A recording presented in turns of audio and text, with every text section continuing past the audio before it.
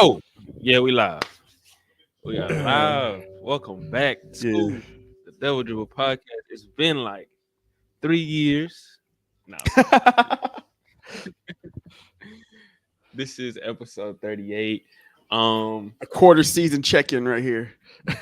Quarter season check in. That should have been the title. I liked it. Quarter season check in. Drew, man, how you been living, man?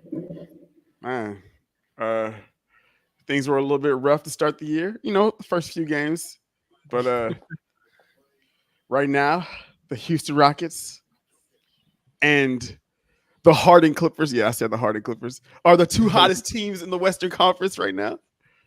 And yes, that's not cap. Go check the standings right now. Who are the two hottest teams in the Western Conference? Who are the two hottest teams in the Western? Gotta be the Lakers. One of them. Nah. Go check the standings, man. Oh, well, in terms of like a win streak. Yeah. Oh, okay, yeah, It is. yeah. Now the Rockets down by 10 right now to the Grizzlies, so you gonna see. You gonna see if that holds up. Yeah. But yeah, they've been hooping right now. Yeah, the Clippers on like a 6 game. The Rockets on like a 4 or 5, or I think they on a 4. yeah, and I think they aren't they like undefeated at home or something like that. Or No, we they've 10 won and like 1. 10 and 1. they We won lost. they've won like Oh, 10 in a row at home though. yeah, 10 in a row. We lost the first game at home to the Warriors when Curry had his little heater in the fourth and was clowning on Dylan Brooks.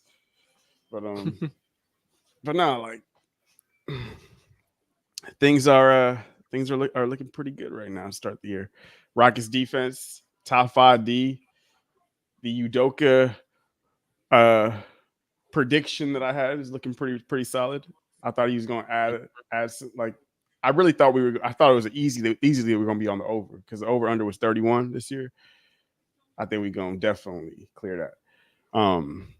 And I had us I had us for the play-in. I feel very confident about the play-in. I might even check. We might outright make the playoffs. We're gonna see. But if that defense to me is legit. We've been top five. We've been top 5 for pretty much the entirety of the season so far. Outside game 1, after game 1, because game 1 we got blitzkrieged by Orlando. Everybody looked terrible. But yeah, after game 1, we've been an elite defense. The rest, and that's been against like great competition. We've played good teams, great offensive teams, and we've still been able to be a legit defensive team. So that's really our identity. Yeah, Sengun has been our best player. Can't even question that. Like he has been borderline all-star this year. He's been our most consistent player for sure. And we have a style of play. Like we have the slowest pace. I think we have, if it's not the slowest, it's got to be like bottom 3 slowest pace in the league. But we're very like the way that we really just lock in on D and we don't turn the ball over a lot because we really, we slow the game down. We value the possessions and we run the game. We run it through Sengun. We do a lot of Van Fleet and Sengun 2-man game, pick and roll. And then occasionally we'll mix it up. We'll have Jalen Green run some actions with him, who's been extremely inconsistent, unfortunately, this year. He'll literally drop 25 to 30 one night and then drop 10 points the next night. It's all over the place with him. But I still have hopes because I do believe that this is his first year getting genuine coaching and actually being held accountable. So. I was just gonna ask you, like, obviously the Rockets are doing better. They're definitely more structured. The defense is great. Sengun is balling. Jabari is actually looking pretty good too. Like on the he's glass. finally looking like what he was marketed as, right? Like what it's like his defense and his 3-point shooting. Has had some good moments. He had really good. His last 2-3 games, yeah. But yeah, I was just gonna ask you, like, are you worried about Jalen Green? I want to ask you, do you think Jalen Green, since this team is actually pretty good, respectable, and they're playing like a good brand of consistent basketball, is Jalen Green a winning player? I think he is. I think this year he has been. The last few years we all were bad players. He was definitely not. And I'm listening to you, by the way. I'm looking at the game too at the time. Lakers in trouble right now. They We good, man. You know, we the got them on the look ropes right now. in the first 3 quarters with the Lakers. Fourth quarter with Hey, the night Spurs about to snap that the 20 96 game losing Bulls, streak or whatever it is. How many games is it now? 19, 18? something like that. Insane. At And least it ain't we ain't the if we lose, at least it wouldn't be against the Pistons. and all these talking heads thought these fools might be flirting with the plan. The Wembenyama gas went straight to their heads. And don't get me wrong, Wemby has Wemby been been balling. Wemby has been an elite defensive player, right? He's been really good defensively. I don't want to say elite, but Hey, he's been really good defensively. Um, he's had but some he had some he, freakish moments too, yeah, bro. yeah, he's had like a handful of like really good offensive games too. But Mm. man, he plays so weak to me as a Ooh, seven offensively. Like as for somebody at 7'4", he's so yeah. like he settles for so many like I know it's because of like his game, like how he like he takes a lot of mid range shots, a lot of tough 3. 3-point shots, yeah. But like he's way too inefficient for me. What's up, Dev? I didn't even see that he's in here. Um, Oh, Dev in the comments. Appreciate it, Dev. Pulling up. but yeah, offensively, yeah, offensively he's still like he still got a lot to work on because he should be much more efficient So Dev. for a dude as big as he is. Yeah, Yeah, I think he gonna get there. His body has to fill out a little more, but just his defense, his his ability his defense is like is legit. It's all right. and his That's all ability right. sometimes like offensively to just look unstoppable. It's like, bro, you get it's a little scared.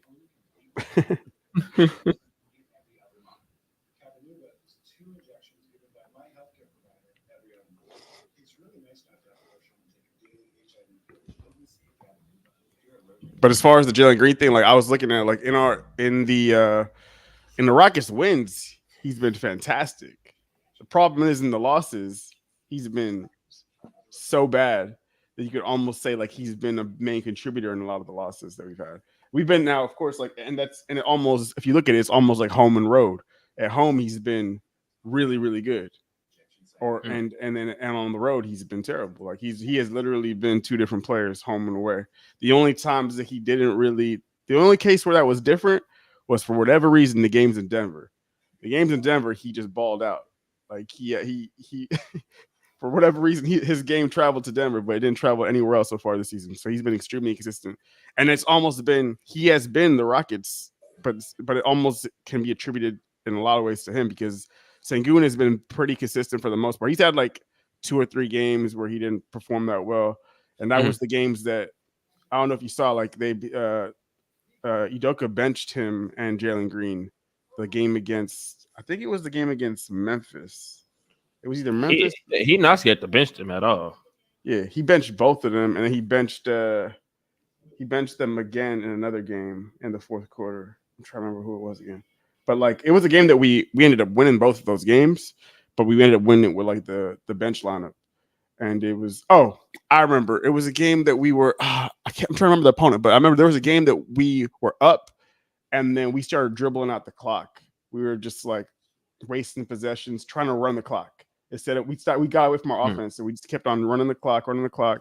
And it was Sengun and Jalen Green that were doing that a lot. They weren't really going into offense; they were just holding the ball, passing it, dribbling it, and then he just benched them because the other team started making a run. And then they right when he benched them, we like we pulled away or we held on to the game. Um, they're actually coming back right now in this game. Yep. I saw Desmond Bain was going off in this game. I want to ask you because it's something we both been working but I'm sure everyone knows that. Hold on, let me find the This man about let to me pull up find the the NBA picture. Hold Cup. on. I'm done. If I see AD drinking liquor out of the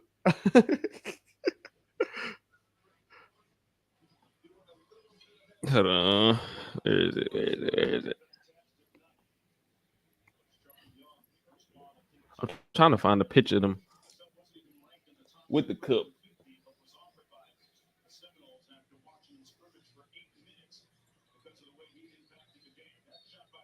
Wow. But I want to ask you your opinion about this though. Let's stop sharing.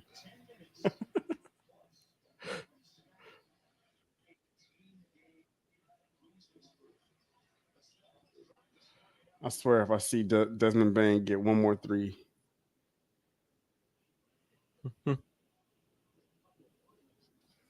All right, it's right here. It says the Los Angeles Lakers to hang banner that honors NBA Cup win.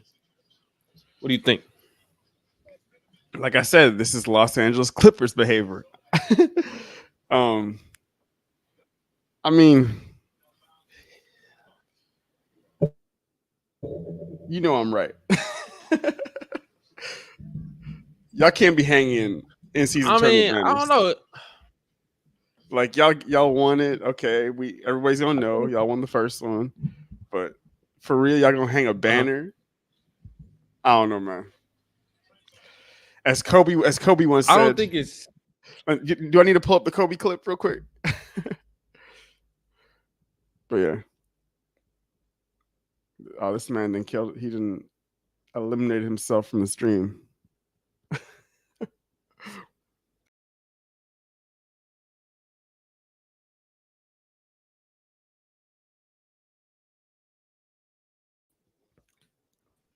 That's the All right, my bad. I hit this button on my mouse and it. yeah. I was like, this man then deleted himself. So yeah, No, no, that's no. you pretty much agree with me when you did that. Oh So no, no, no. I hit this button on my mouse, but I don't think it's. I mean, because I remember a report in the offseason that said the Lakers weren't gonna raise a banner if they won the NCAA tournament. But I think that's more of like the NBA thing, like wanted to raise a banner because this was the first in season It does not hang conference championships. uh We hang title. one banner only, and that's NBA titles. And you may not like it. You may think it sucks. You may think it's not great sportsmanship. What is that? Oh, that's Kobe. It is what it is. It's a city of champions for a reason. This franchise does not hang division banners. It does not Not hang hanging the conference division champion division championships. banner. We hang one banner only, and that's NBA titles. And NBA titles man gonna be like, yeah, well, it is Hold an on. NBA It's not NBA. Man, I hate when people like they doing that like Kobe wouldn't Kobe wouldn't go for this NBA Cup. If you don't think Kobe will go for this NBA Cup and that 500K, then he not the competitor that you think he is. Then Oh what? man, your arch enemy. Oh, I know who this is. I know who this is. I ain't gonna speak on him. Just know he loves Dr. Pepper. And that's all I'm gonna say. You know this Oh guy. You know Lord. Oh no. Wait, it is. I'm done. you know this guy very well. Wow. Wow. But I'm yeah, I dead. mean, I think it's pretty cool. I don't think it's something to, you know, have legacy debates over or nothing like or anything like that. But I mean, it was fun to watch. It was very competitive. Um, cook this food, bro. Some of the games. Yeah, some of the games were competitive. Um, um, love Dr. Pepper, hate the Lakers. I'm done. Oh my god, Wembanyama just humiliated Christian Wood. Now, to me, you already know how I feel about it. Like I don't have any problem with the format or the or even them doing it, the idea, the execution. I think that's all fine. It's just I think there should be stakes. Stakes. Like, yeah, you already know how I feel. They should add the home court advantage. Oh, Make okay. that For the yeah. winner. Yeah, I feel like that Oh, would be okay. that's the perfect thing to do. Like, or something more than just these dudes get extra cash. That to me is whatever. Um, the probably the biggest highlight of it was probably the Tyrese Halliburton kind of coming out party. You could say he had a lot of big moments Yeah, for in sure. there, and because the games are so focused and they have so much hype behind them, and they get extra media attention, it could be a way to showcase more young talent during the regular season that aren't maybe on a top team. So that could be the other way of looking at it. It's potentially like some other teams can get in there with some young guys that can have breakout seasons, and they can get like main stage type of notoriety. And Mhm. so somebody like Tyrese Halliburton, like who knows where the Pacers are going to go in the actual playoffs this year? Who knows if they even going to make the actual playoffs this year? Like they might not. I think they're going to at least be in the play-in. But Yeah, and that was I think that game against Boston. Somebody said that was their first nationally televised game. yeah, and we already know like a team like Indiana, they're not going to get much. Yeah. Maybe next year, if like he's after this additional attention they got and the in-season tournament stuff, like this could actually maybe get them a few more national TV games next season. But what's he saying? Somebody said they should open up the competition to include all professional b-ball teams within the U.S. What? All All professional b-ball professional. teams? Professional is the NBA within the US. What other professional teams are there? No, I think there is some other league, but like it's not now. What's he talking about? I mean, there's the G League, but that's NBA still basically. Yeah, And if you then in the city, that means you can't make the NBA. and then there's like I know there are some like smaller leagues. Oh, he said minor leagues as well. Yeah, no, there are some other leagues. I cannot remember the names of them right now. But like, Hey, Andrew, do you know? Fun fact: did you know Anthony Davis is the first player in history to win a national championship? I know you're not about to say Olympic gold medal. NBA Cup. What was it? A FIBA World Cup, NBA championship, and the NBA Cup. The man is a winner. Doc. He's a winner. Hey, do you know what's wild though? Let's go back to some in-season prediction. Uh, NBA Cup predictions. Who do we say? no. Let's go back to some NBA season predictions and let's take a look at some of the stuff that we were talking about. So, Oh man. Oh, Doc. so Oh. so that 80 MVP talk.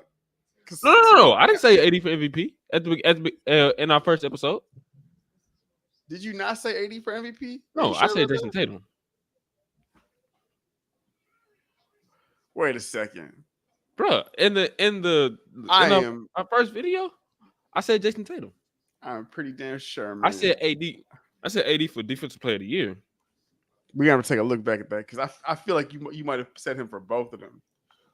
I think you might have said them for both of them because I remember I was like, I kept on going back to the LeBron thing, and LeBron is having this stupid season at almost 40 years old, and people are talking about him for MVP in over AD. They were talking about him.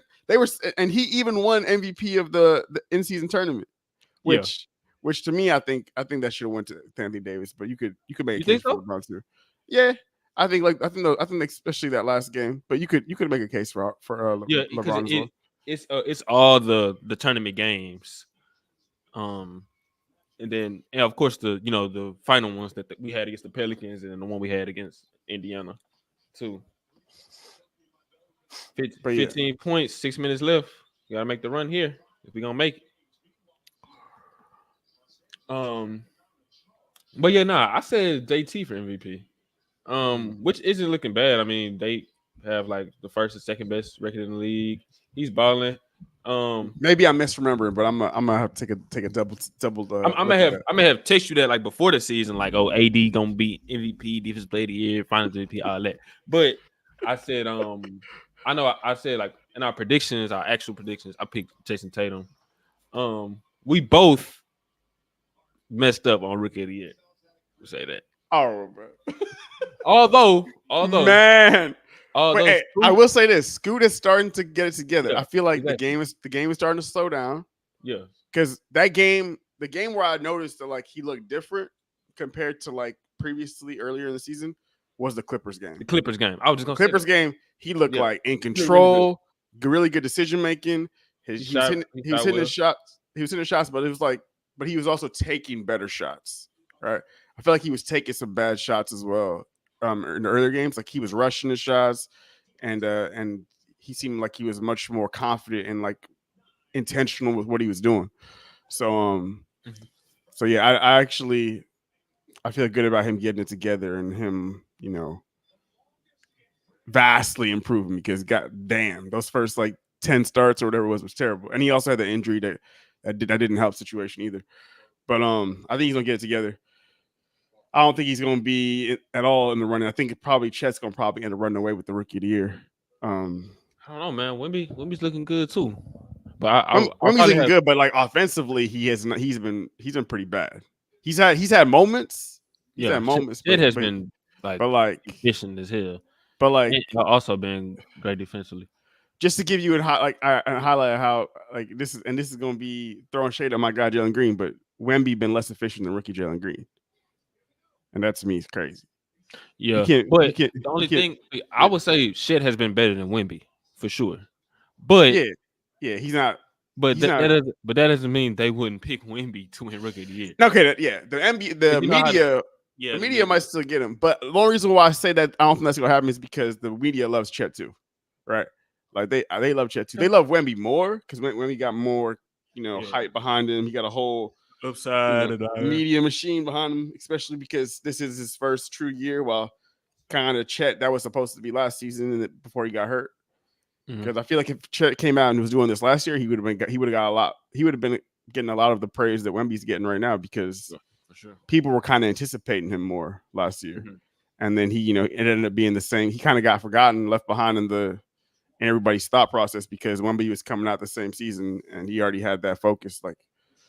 Um, but yeah, I do think it's going to end up going to check, especially because the Thunder are going to be a playoff team. Almost, I would be surprised if they somehow fall out of the playoffs. That'd be something crazy have to happen. Injuries could happen, but I do still think they're going to make it. I don't think they're going to be the number one seed or number. I don't think they're even going to be like the top three. I think that they're going to fall a little bit as the season goes on. But they've had a great start to the year, and Chet's been a big part of that. He's already had um, signature moments. That game against the Warriors where he hit that buzzer beater, Yeah. which was nasty. That like in the off the wing to send it to overtime. Mhm. Um, He had a great game versus Embiid. yeah, he did have a good game against NBA.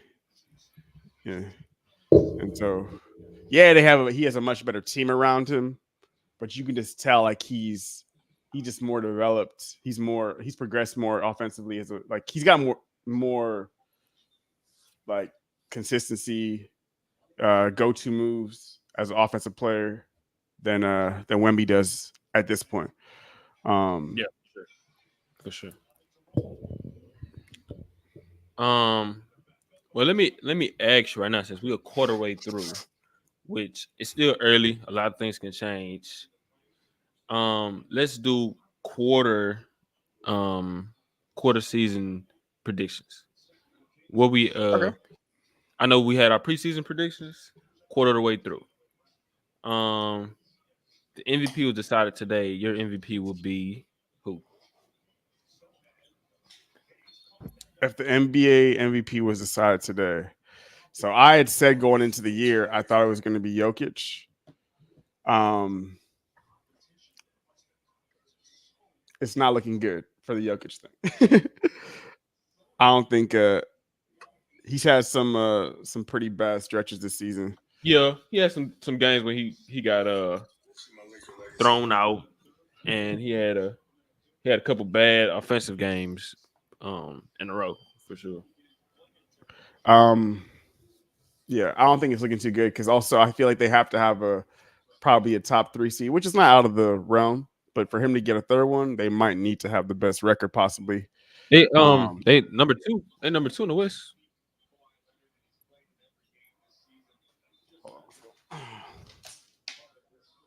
give me a second. You good?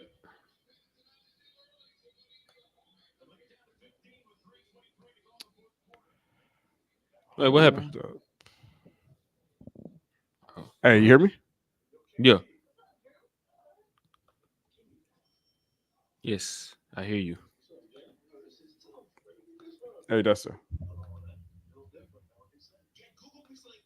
Yes, I hear you. Can you hear me? That's my shit. Hey, Dustin.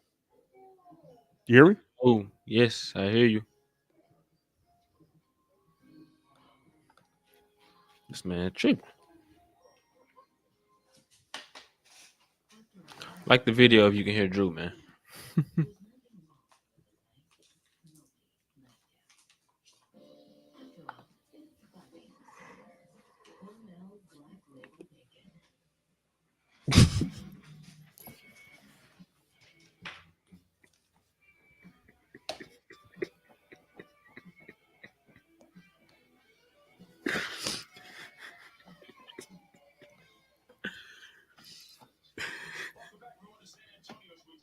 All right.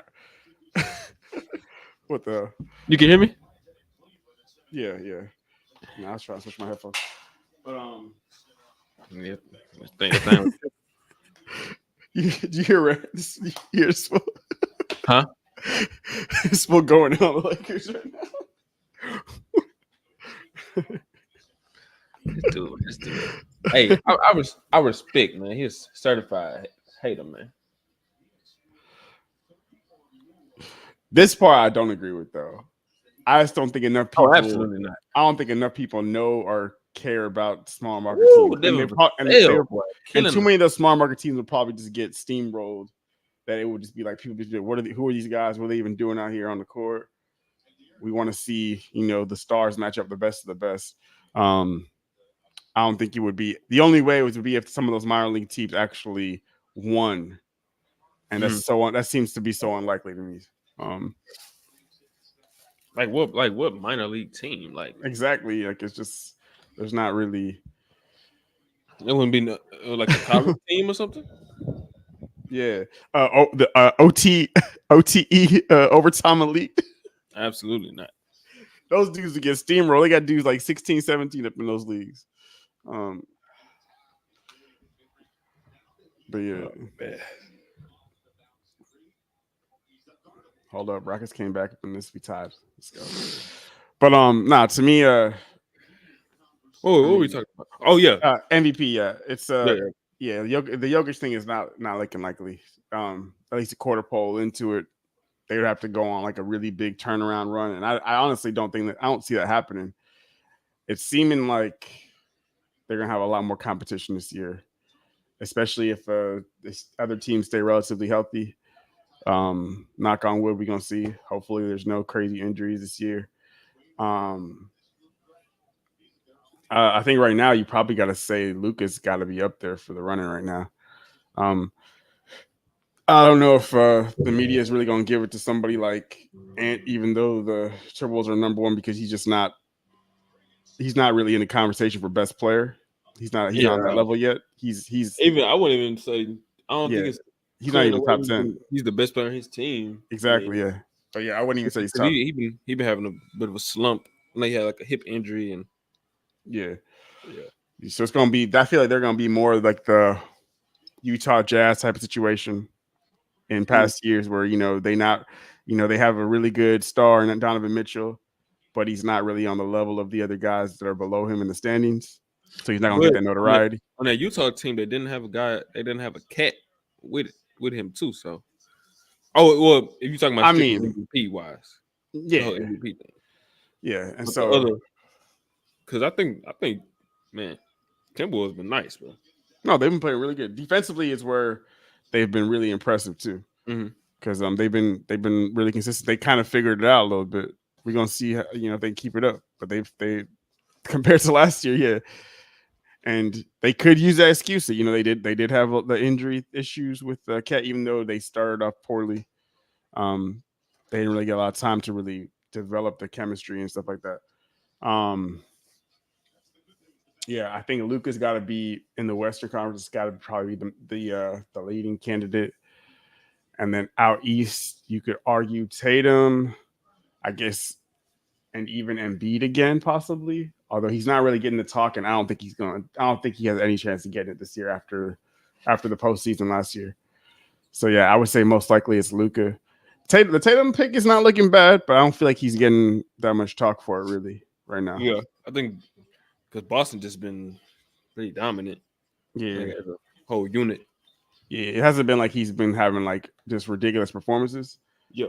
but they just been collectively just a force right now on both sides of the basketball. Um, but yeah, but how are you feeling as far as the MVP? I mean, I know your pick was Tatum. It's your pick is still more reasonable than mine. I'll say that. That's for sure right now. Honestly, and I know they play like a shitload of bad teams, but dude, and B just been a monster, bro. Yeah, he's Like he been killing teams, and within like I think they said he set like 8 or 9 fourth quarters due to like the Sixers dominating teams, and he's like balling. I think he's rebounding a lot, very well this season. Scoring, lead the league in scoring.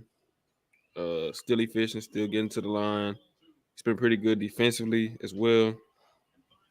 I mean, and they think like a top 3 seed in the East right now. I mean, the dude been a freaking beast, bro. Like I can't even deny it, bro.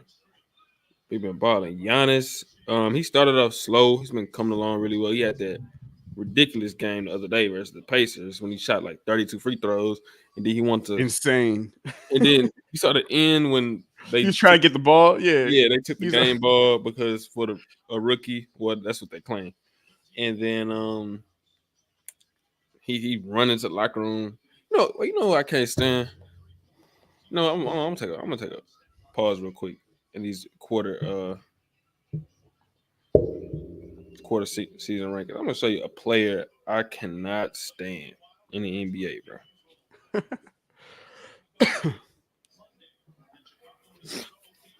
Oh, brother, I cannot stand this dude, bro.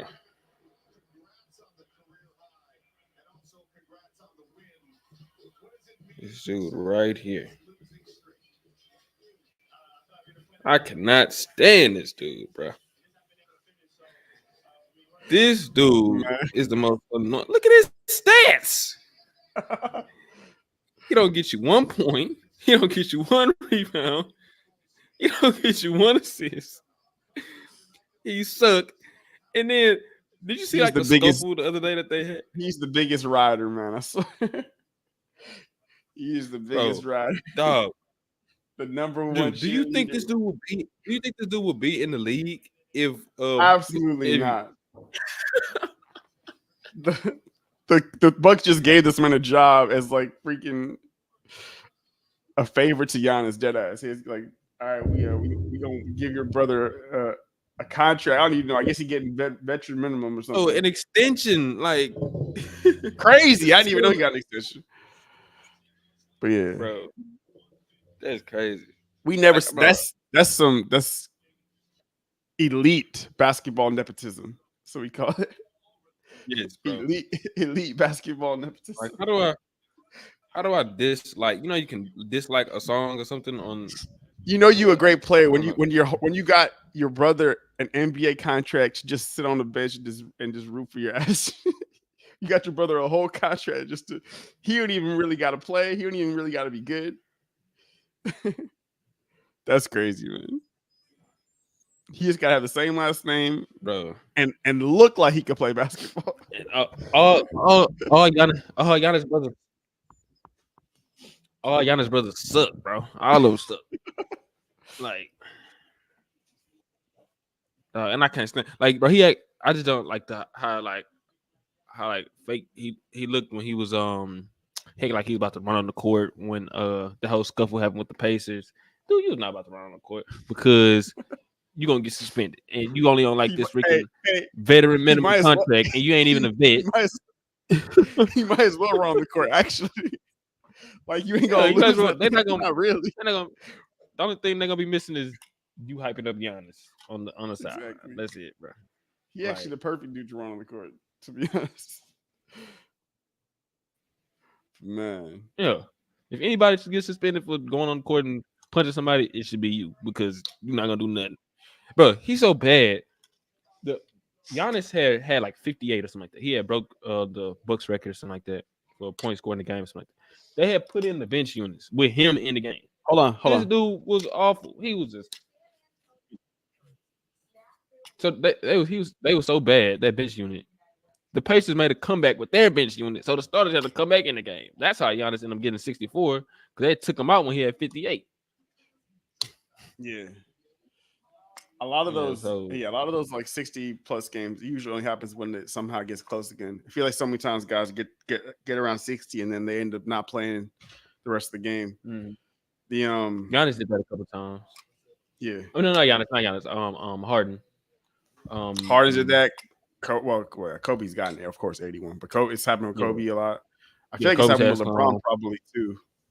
Or like he's gotten like 50. No, probably like 50. He probably got 50, nah, and he could have got LeBron. 16. Usually, when LeBron scores like 50, it's like it's It's like a required. It's close not game. just it's like it's close. Yeah, when he I'm scored trying that to much, think. because he Not even like in his Cleveland days. I feel like maybe I in mean his he Cleveland. he had some. Is that mine? Are you good? I don't know what that was. Oh no, I did have some. Oh no, he had some 40s when he sat, but I don't think he had no like 60s. But yeah, nah, bro. Then that's just you suck. Damn, I'm sorry. it's holiday season, man. Aaron Holiday, man. Shout out to this Aaron dude. Holiday. This Aaron is a Holiday, younger. bro. This is a younger brother. This is not. This is the opposite of basketball nepotism. This man earned his way. He on his 6th team, Him right? and Justin Holiday. Shout out to Justin Holiday too. Both of them boys. Right? Both of them. But Aaron Holiday is like And of course, actually everybody like, knows Drew Holiday. yeah. Aaron Holiday been hooping for us, man. Like he just had I just saw this man just have a chase down block, and it came out of nowhere and just saved a big transition play. And then they called a transition take foul, I think, on the other end.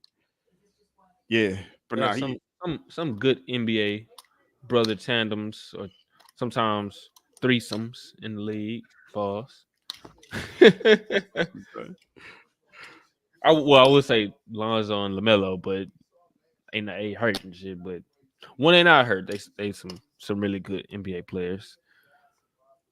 yeah. Oh no, yeah. LaMelo, I mean, unfortunately got hurt, but he was hooping. Yeah. LaMelo, because he came into the season actually with an injury. He started the season on a minutes restriction, which is kind of crazy. And I forgot all about that. Yeah, and he was he had like a minutes restriction. And it was like through the first 5 games of the season. When that got lifted, bro, this dude started going crazy, bro. Like definitely high usage on that Charlotte team. That's before they got Miles Bridges back as well. I think Terry Rozier was missing some games too, but nah, he was hooping. It was him. Who was like the early season just stat sheet killers. It was him, Halliburton, Anthony Edwards, Shea, and they all having great seasons, but nah, yeah, they was lining up. And then LaMelo had that unfortunate injury. Was it the Heat? Did he have that injury against, or I think it was the Heat. Yeah, another ankle injury. I'm scared to wear my my LaMelos now. Well, no free promo. Okay. No free promo. Puma. Wait, which one's you got? Let me see. My LaMelo. They my hooping shoes. Okay. You can see on the bottom. Yeah, kind of tough. And I like them. I No, they have are. turned my ankle a couple times in them though, but I like them. They actually got good traction, stylish, comfortable. They are good real, hooping shoes. real comfortable hooping shoes. Okay. Quarter season defensive player of the year. Who you got, Drew? Quarter season defensive player of the year. I think that you're right so far. I think AD does have a strong case for it. I feel like the other dudes that you could throw in there just aren't really. They don't have the name recognition right now. And there's guys or their records aren't good enough. But it's either to me it's probably between AD and Gobert. Mm. Gobert's probably back in the conversation again because of where their standing is. I could see him easily getting it again, especially because it's been a few years now that he's removed from it. So it's going to probably come down between Rudy and AD, and the Lakers standing is going to be a big part of that. The fact that he hasn't gotten one as well could maybe help his case because we all know he should have gotten one. Yeah. Like Bang. dead ass, he should have gotten one. But yeah, I think it's gonna come down to those two. Those probably gonna be the top two finalists for Defensive Player of the Year. At least the quarter point, I think you have to say those two guys.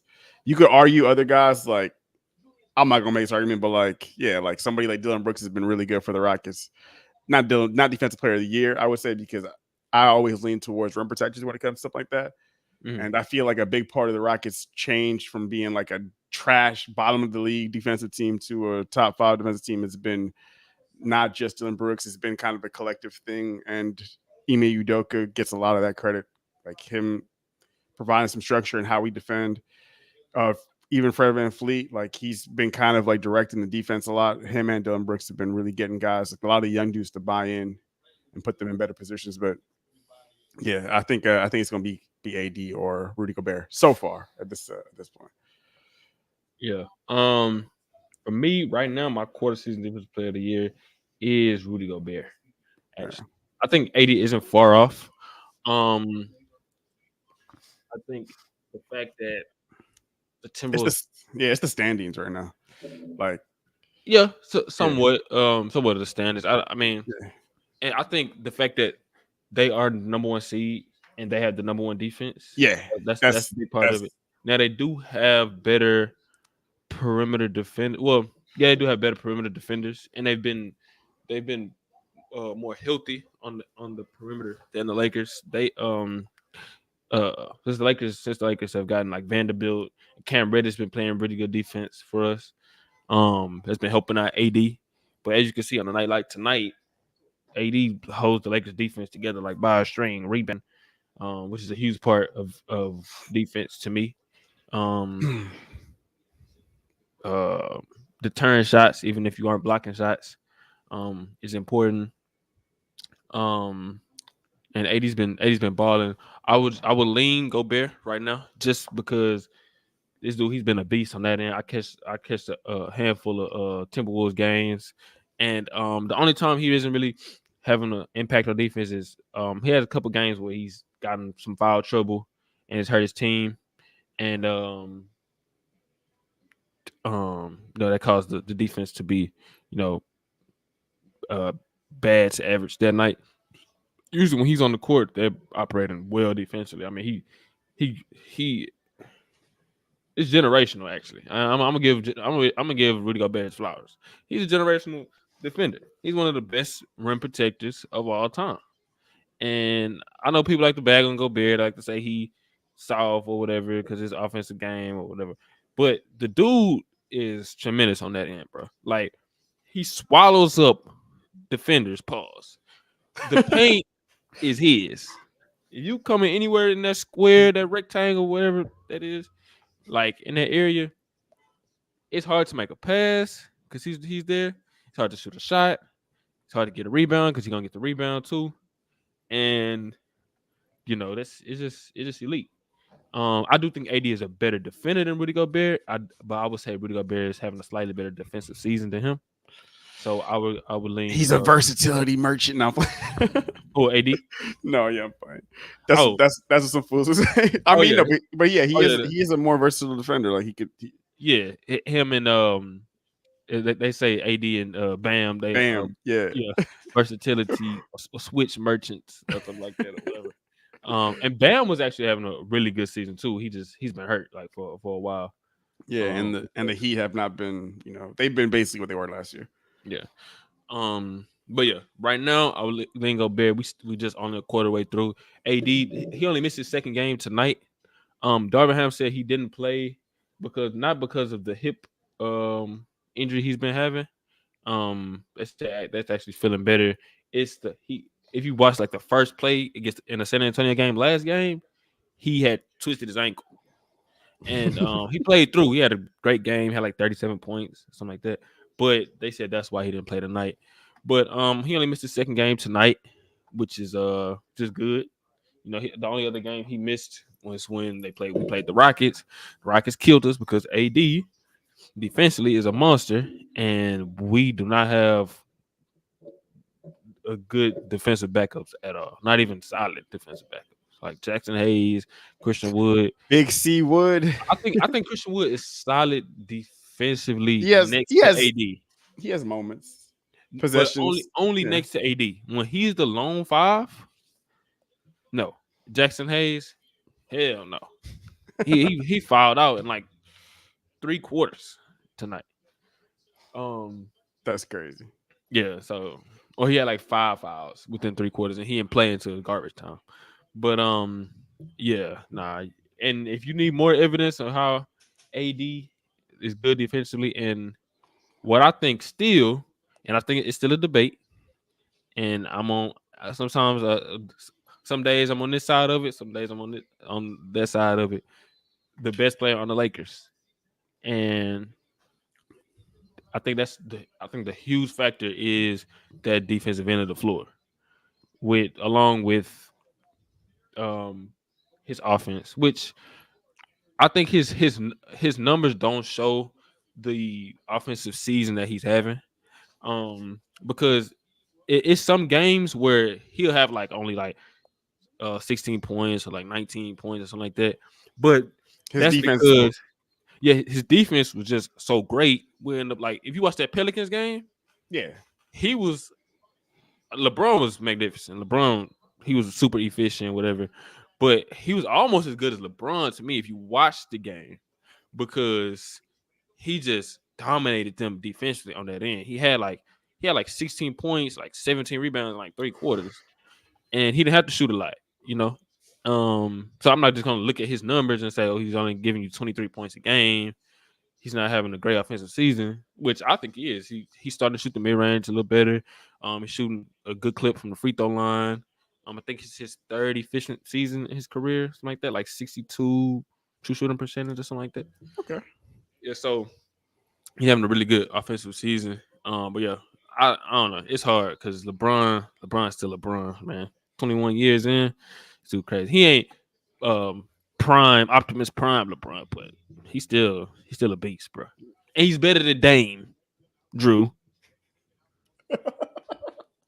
I'm a, I'm always Da- remember that you said Dame is better than LeBron. You're insane. Dame been wilding this year though. Yeah. Like, what the hell's going on with this fool?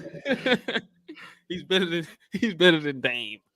Like I'm gonna always this man is I'm, shooting straight. I'm gonna remember that. Like, hey, hey, before this year it was looking right. Like Dame out here just damn he's not But been. you know, it's not surprising though because he balled in that. It's not a foul. He didn't foul Devin Booker. Okay, well, whatever. But who did they play? The Knicks in the first round of the in season semi you know semifinals or whatever. He's always good in the first round, and then when it gets to the second round, when he played the Pacers, he choked. Hell no, we ain't doing that. Hey, history repeats itself, man. That's all I can it's say. it's November and December, man. Get out of here. Hey, look, all I know is in the second round when titles are on the line, Dame chokes. Now, you know, I history was looking repeats. up like when Harden was balling last night. I was looking up the some of his stuff, and they were roasting Dame. They were like, Harden is shooting better from the 3-point line than Dame is shooting from the field this year. I was like, ain't no way. You looked it up. That's true. Yes, Harden's shooting better from the 3-point line than what Dame What shooting is from the Dame field. shooting from the field? What is he Low 40? 40s? He's 41. He's shooting Jeez. 41, and so, but but yeah, like he's having career lows and a lot of like his 3-point percentage is way down than what it normally is. Yeah, like he's What do you just think it is? I don't know. I guess like Because I would assume he would have he one of his easier shots, right? better efficient seasons Yeah, I feel like he playing with. has been having easier shots too. Like it's Yeah. just I don't know. You think it's comfortability, maybe? He is taking less shots. I don't know how much of a rhythm player he is per se, but that could be maybe a factor in it. Like he took like over 20 shots, like a lot of those years in 19, 20 shots, all those years in Portland. He's taking under 17 shots. Yeah, so there's that. Maybe he I mean he's definitely averaging less points, but he's taking a lot less shots. He's taking like like almost five less shots. Um but yeah, his efficiency though is way down. Like it's one of his yeah, it's definitely one of his least efficient seasons for sure. Because it's supposedly because of 3-point shooting is just heavily down. Yeah. He's shooting 34%. He's a high volume 3-point shooter, so when Yeah. he's making threes, his efficiency is gonna Yeah. hurt. Yeah, and he's shooting 34%. That's the second worst he shot, I think, in his career. I'm looking at it. Yeah. Yeah, he's shooting the second worst 3-point percentage in his career. So yeah, that's and we already know. Oh, we talking about defensive player of the year. Oh yeah, okay. Yeah. Now you can finish that point and then we can move to the next one. Yeah, we already know that he's like, not gonna help their defense either. So like that's definitely taking a step back. Yeah, so and that's been hurting them. Having Dame as the point of attack defender, which is insane. All right. Damn, this Rockets game getting tight. 5 minutes left. 1 point game. Quarter season. 6th man of the year. You got 6th man of the year. Who did I pick before the season started? Oh, it's a couple names. Yeah, I remember who I picked. I picked Derek White. I remember that, and he's been good.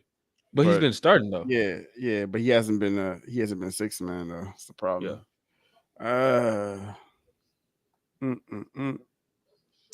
Yeah, it's probably honestly, dude that should probably be in the running for right now is probably like Norm Powell for the Clippers. He's been really good for them off the bench. He got to be up there to me. He's one of the names that's up there for sure. But yeah, like my initial pick is just throw it in the trash because this fool has not been he's not been coming. He's been starting every game. So yeah, I would say my initial pick, and I think was the right team, but wrong player at this moment because the Lakers moved Austin Reeves to the bench. If I would have known Austin Reeves was going to be coming off the bench, I would have picked him. I picked Rui Hachimura, who's having a solid season. He's been injured. He's wearing like a face mask now. Dang, I forgot you picked Rui.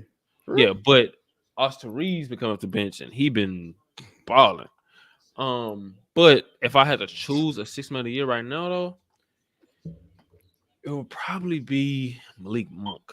I'm not gonna lie to you. Malik Monk been freaking balling, and I did have a prediction that the Sacramento Kings would fall off, and they ain't looking too hot right now. I agree with that. I definitely agree with that. Because they've been pretty good. They're a top 5 seed right now, but everything is kind of bunched up. Yeah, one of the reasons to have been smart to bet on them falling off this year was because they were so great offensively last year, so elite offensive rating all time. Like that. Yeah, but then they also had a really bad defense, and they won a lot of games in clutch time last year. There was a lot of games they had to come down the wire that was hit or miss. Like it could have gone either way, and they were the beneficiary. I mean, De'Aaron Fox was clutch and he had good moments, but that's something that could easily swing the other way. And if that does, then you just a solid team as opposed to necessarily an elite team. And because I want to say, if I look at it, I'm pretty sure they weren't just destroying teams in a lot of those games last year. They were winning a lot of come from a gone games or games that they were just winning by single digits and stuff like that, outscoring teams. And that could easily catch up with you, especially when the West is getting better. And the West this year is deeper than it was last year. Not even a question that the West is deeper this year. There's way more teams that are viable that have a chance to make the playoffs or the play-in. Like nobody was giving the Rockets a chance this year going into the season of being a playoff team. And the Thunder, as much as people thought they were going to take a step up, nobody thought they were going to take a step up this much, this Yeah. fast. Like a lot of people thought they'd probably be like, maybe a 7-8 seed or like definitely make the play-in. But right now, the way they've been playing, yeah, I feel like honestly, I think the Kings are gonna. What are they like the 5 seed right now? I could easily see them being in the play-in. Yeah, I, I can too. I think honestly, I think that they're gonna fall into like a play-in type team. The way they've been playing, the inconsistency they showed, and how bad they are defensively. I think over the course of the season, that's gonna start Yeah, to catch man. up with them. Bradley Um, Beal just hurt his ankle man, it's always something. bad. Like, he got like a 4-point play. This fool Dylan Like Brooks is he like hooping right he now. What the hell? he like what happened was he went up for the three. Dante DiVincenzo was closing out, and he bumped into his leg, and he came down. When he came down, his ankle twisted. So he didn't land on DiVincenzo. DiVincenzo kind of like hit his leg when he was midair, and he came down. He just came down wrong. It twisted like pretty bad. Like, yeah, dang, he had to go to the locker room. Hate to see that.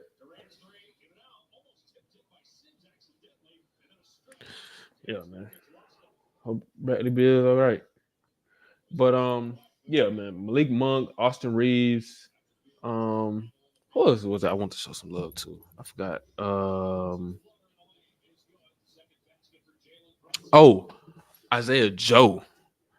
I've been loving the way Isaiah Joe been shooting the ball. He played for OKC. Yeah, I think he's they what did they say? He's like statistically like the best 3-point shooter right now in the league or something crazy like that.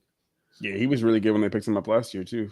Yeah, I mean, Maury basically just let him go from the Sixers. yeah, nah, the dude is a Yeah. freaking sniper, bro. Like he's shooting 43% for 3-point line and 6 threes a game. And he's like he has that when you watch him, he has that shooter's type gravity like that. I'm not saying he is any of these players, but he has that Kyle Korverness, the Mike Dunleavy, Mike Miller type, like those No, shooters, I don't understand. yeah, who have that gravity and it creates like a lot of things for them. I'm not saying he's running for 6 man, but I just want to give some shout out to him because he come off the bench and he's been doing his things. It's fun to see him hoop like that. Rockies got a minute and a half left, man. Yeah, man. I'm low key a little bit locked into this. But yeah, Desmond Bain and Dylan Brooks got into it.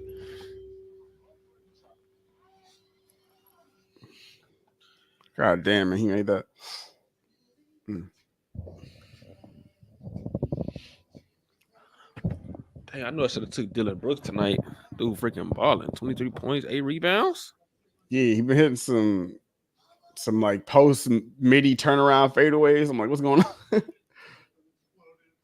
Oh, you know what? I can watch it on my phone. I'm not gonna tell you what happened. Cause I was like, I'm gonna go to a site, but nah. I can watch it on my phone. I think Ja has like 2 more games before he can Yeah, he did like a press conference, I believe, today, right? uh-huh. And I think the Grizz after this game they got like 2 more, or maybe it's including this one. That way that's when he can come back. Yeah, I think I think he has one more after this one. I'm not even a huge fan of Ja, but I miss him. Hey, I'm not gonna tell you what happened, but I'm pulling up the NBA app right now. I got the VPN up. Oh, you can do that with the VPN? Yes, sir. Oh yeah, man. Yeah, you need to show me that. Yeah, I'm gonna show you that. The way I can watch. Right. Yeah. What I'll be doing is So I just get the VPN and then I open the app and just share it, screen share it to your TV, and boom, you can watch any of the games on your TV with that.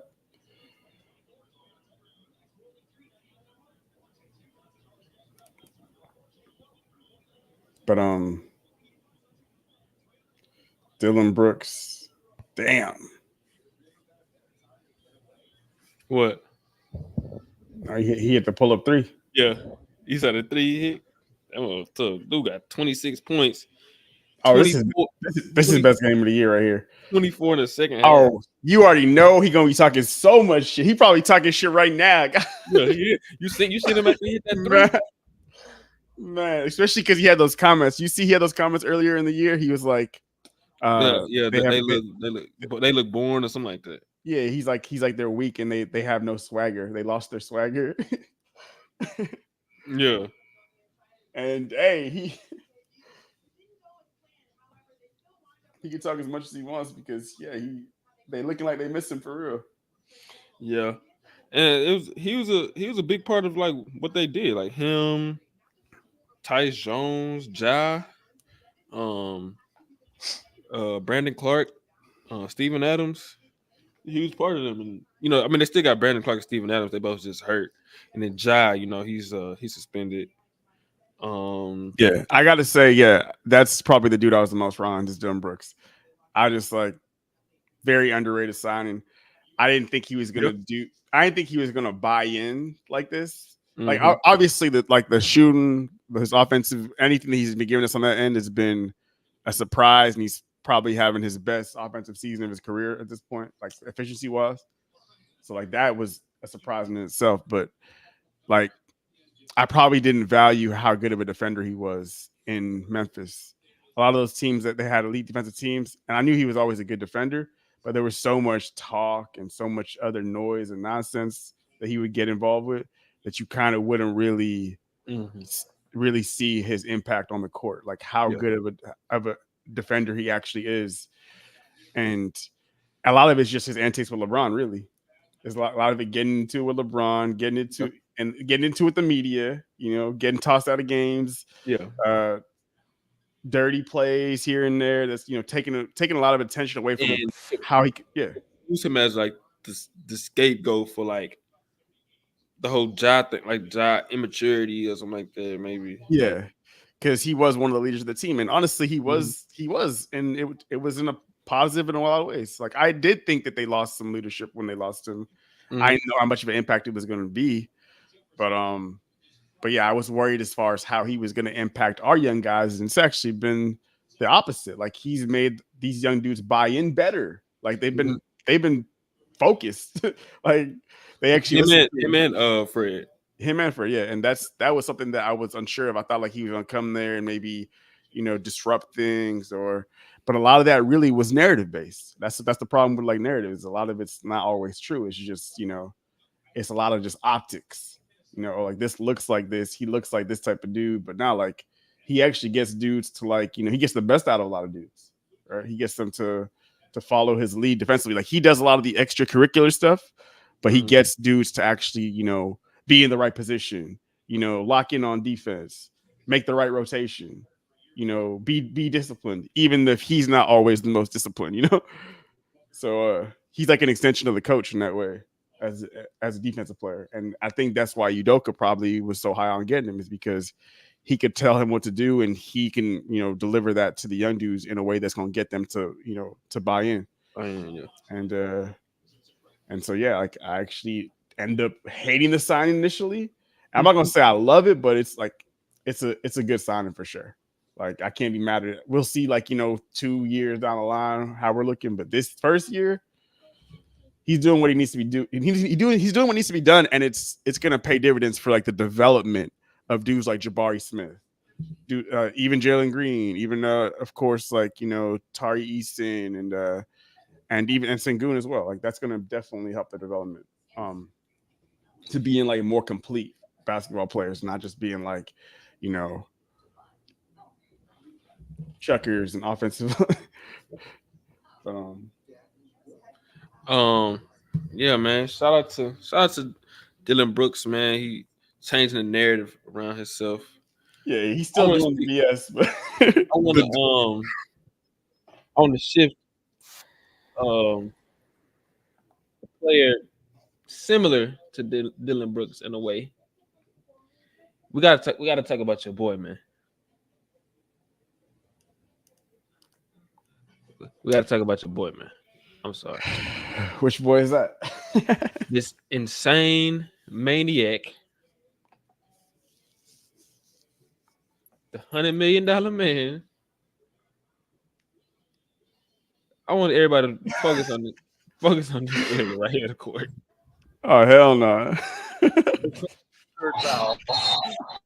And now Green runs over Nurkic, and he'll be called for the foul. And they're going to take a look at this. See Jason Goebel indicating they will go to the monitor here. Nurkic is down in a heap. Green just plows right over Nurkic. Plows. And we'll see if there's anything unnecessary added to it. Wait till they see the replay. They're gonna be like, "Wait, what?" Oh man! Well, that's going to be a flagrant. Yep, for And now sure. they're going to just try to decide if they think it was. All right. What's so weird? What's so weird about this dude's actions is anytime he does one of these wild kicks, punches, it almost looks like it's so reactionary to the point where it's like, is he trying to like make it seem like he wasn't doing what we saw him trying to do? Right? Because he be doing it so wildly and out of control, it don't even be looking like what it is, right? Or is he just that? Or is he just like he has no control over his body parts or something? Because like the way he threw that, like, was it a punch? Was it a slap? It's hard to even tell.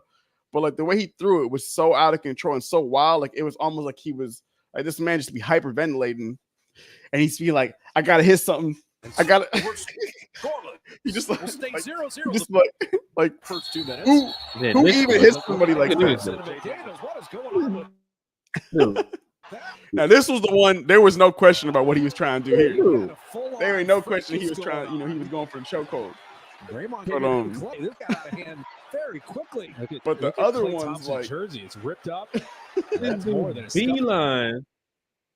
This is a coming neutral to stuff. play, Putting he's boxing him each other jerseys, whatever. out, puts his hand on his jersey. Rudy Gobert, come on, Puts his man, hand on his peacemaker. jersey. Now Draymond. they're swinging each other around. Gobert gets in there. This is Draymond's got him in a headlock.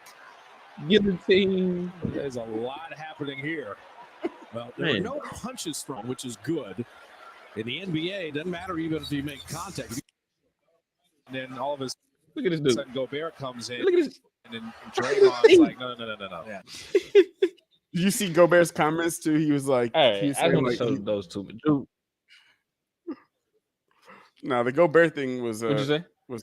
Did you see Gobert's comments too? He was after like the last altercation with Nurkic. He was like, like I feel he's basically trying to say like he feels kind of bad for Draymond, and he empathizes with his situation, and he hopes he can get the help that he needs or something.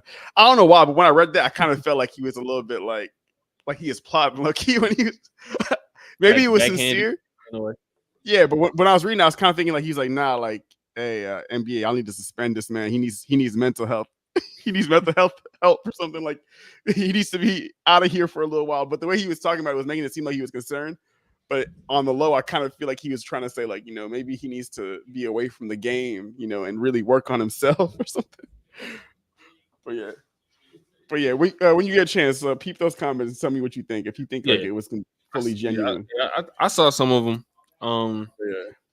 It's unfortunate because Draymond, I thought he was actually having a pretty good season. He started to shoot the ball back to where he was like 7 years ago. Yeah. I don't know if you like. Let me see if I can. But now he faced 5 games for the Gobert choking. Now the suspension is indefinite. And I was just watching that game yesterday when they played the Clippers. I'm like, bro, like I know the Clippers didn't have Paul George, but man, they needed you. The Warriors needed you yesterday, bro. Like they was getting rebounds, and Kawhi was looking like unstoppable, and Harden was looking unstoppable. It's like, man, your team needs you, Draymond. You out here wilding, punch people in the face. choking people like man, I don't know, bro. Yeah, It was insane. Over under 15 games for this suspension right here for Draymond. Let's see. He got 5 for the chokehold, right? Yeah, I And for the assume he's getting suspension, at least 10 for sure. yeah, I think it's gonna be 10. I think I'll double it up. 15. I feel like they could do, but maybe it would be like probably for multiple instances. But I don't think they should do it like that, right? I think it should just be I think based on. he has to go through that whole. I think they got him going to see somebody or something like that to Yeah. discuss his trauma. I don't know. It's whatever's going on with this dude, bro. You know what? I'm gonna say 15. No. I'm gonna say 12 games. I'm gonna 12? go. I'm gonna go split it there. I'm gonna say 12 games. Yeah, I say about 10. Won't surprise me if it reached about 15 though. Um, something happened to your camera. No, But yeah, this dude Draymond been wilding. Even though I'm not a huge fan of, I'm not a fan of the Warriors at all. But I would like to see Draymond on the court. I mean, has good basketball IQ. He plays good defense. Plays with Curry. They always fun duo to watch together. And you know, I don't think his time just up just yet, unless he just doing all this because he don't want to be in the league no more or something. And, we'll find that out eventually. But yeah, man, Draymond, get right, man. Stop. Just be less of a fool. I ain't gonna say stop being you. Just be less. Yeah. No, he just reactionary. He got impulsive physical tendencies. Well. Because he been doing Hey, this. Oh, Zeno. Okay. Zeno in the building, man. So he can come here, pull up if he wants real quick. Zeno, I'm I gonna drop don't know if he wants to hop in here real quick. Yeah, if you want to pull up, you can. If you want to sit back and watch, you can too. We just over here talking about Andrew's favorite player, Draymond Green. Hell no. Nah, you already know. If we want to talk about my favorite player, Oh yeah, we definitely got to talk. Well, wait, who would you say is your favorite players right now? Harden or Jalen Green? Or no, it's still Harden. Jalen Green. Of course, I want to have more success going forward, and I want the Rockets to have more success or whatever. But Harden's my guy, and he had this classic dissection. Against Wigan, lets it fly from the have to do something. Harden dancing against Wigan, lets it fly from distance. Oh, it's a roof scraper, and it's a good one. he looked good last night. Not gonna lie. Brown who attacks. I knew when he hit this one. Tend to shoot for Harden. I knew. Oh, what a feed! What a finish! Dissecting these boys. Harden to Brown for the flush. He was getting to the free throw line. So in street clothes, we haven't seen it hardly at all this year. Westbrook into Harden, throw it back to the Thunder days. I'm gonna pull up leadership from this right here. When he hit this one, I was like, "Oh, it's a wrap tonight." Working with Zoo, working with the big boys, knocking that down was side step. That one step. That was side step.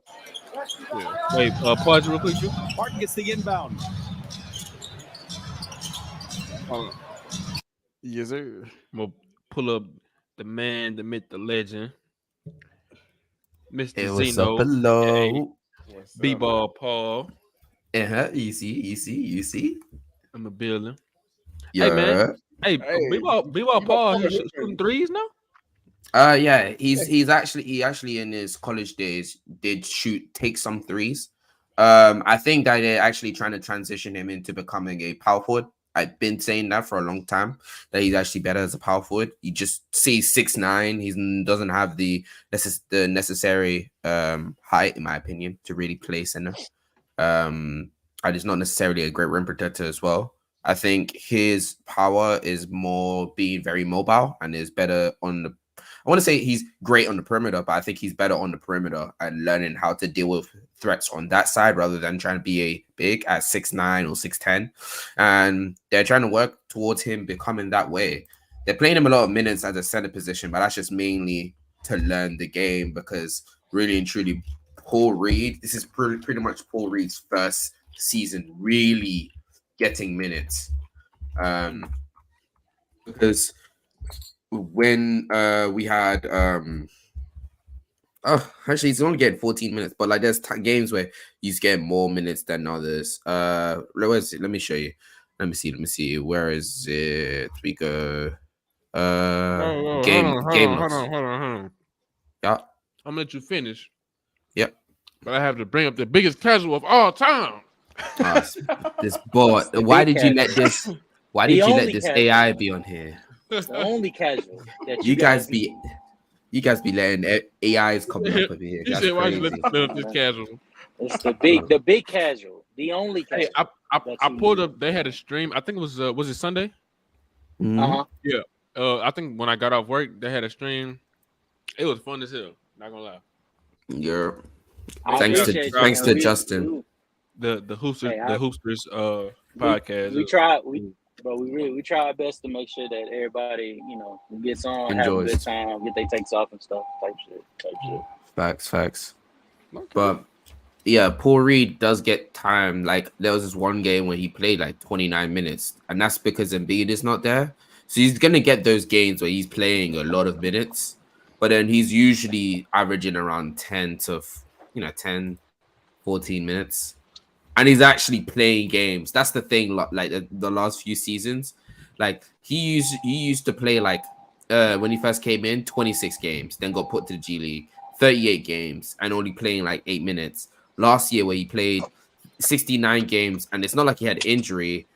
Doc Rivers just didn't play much minutes, or just didn't play him at all. Yeah, he was stuck on that Montrezl Harrell BS when he should have been playing him over him. Exactly. Took him like half the season to realize that.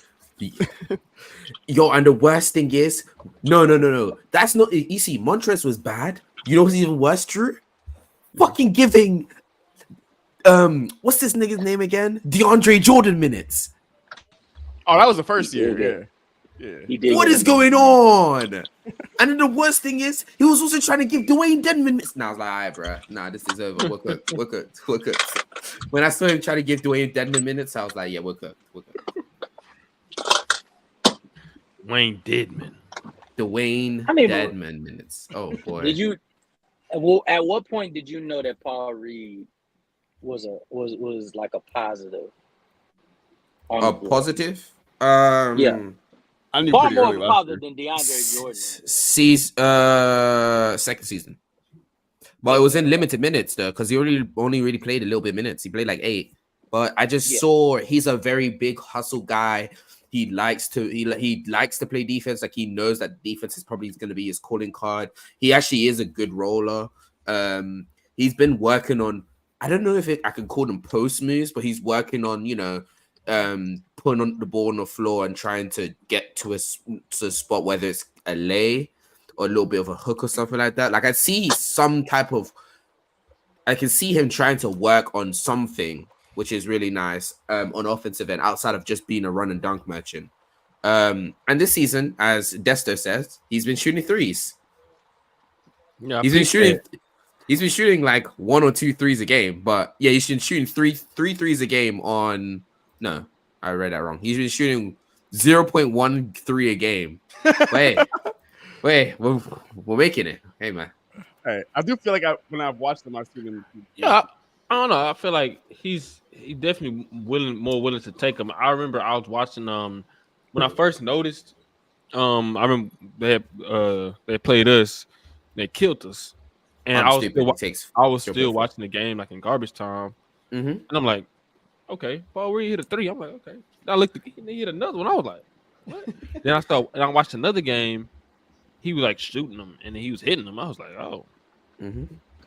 Okay, well, he's trying to, like you said, I think he's trying to, instead of him trying to turn to something different, with the NBA trying to make him play center, and he's a little undersized. I try to maximize other things that he does well, or that he did well, and that could, help him become a better player than just becoming something that he isn't. and I think that's good. He should continue to work on that, and maybe that could eventually he could be on the floor with Embiid instead of just being, That's what I think they're trying to go for. I That's think what that's what that's he what needs Nick to be. Nurse. Yeah, that's what Nick Nurse said, but he hasn't played them together at all, Yeah. really. Yeah. That's but because really right now, groom him into that.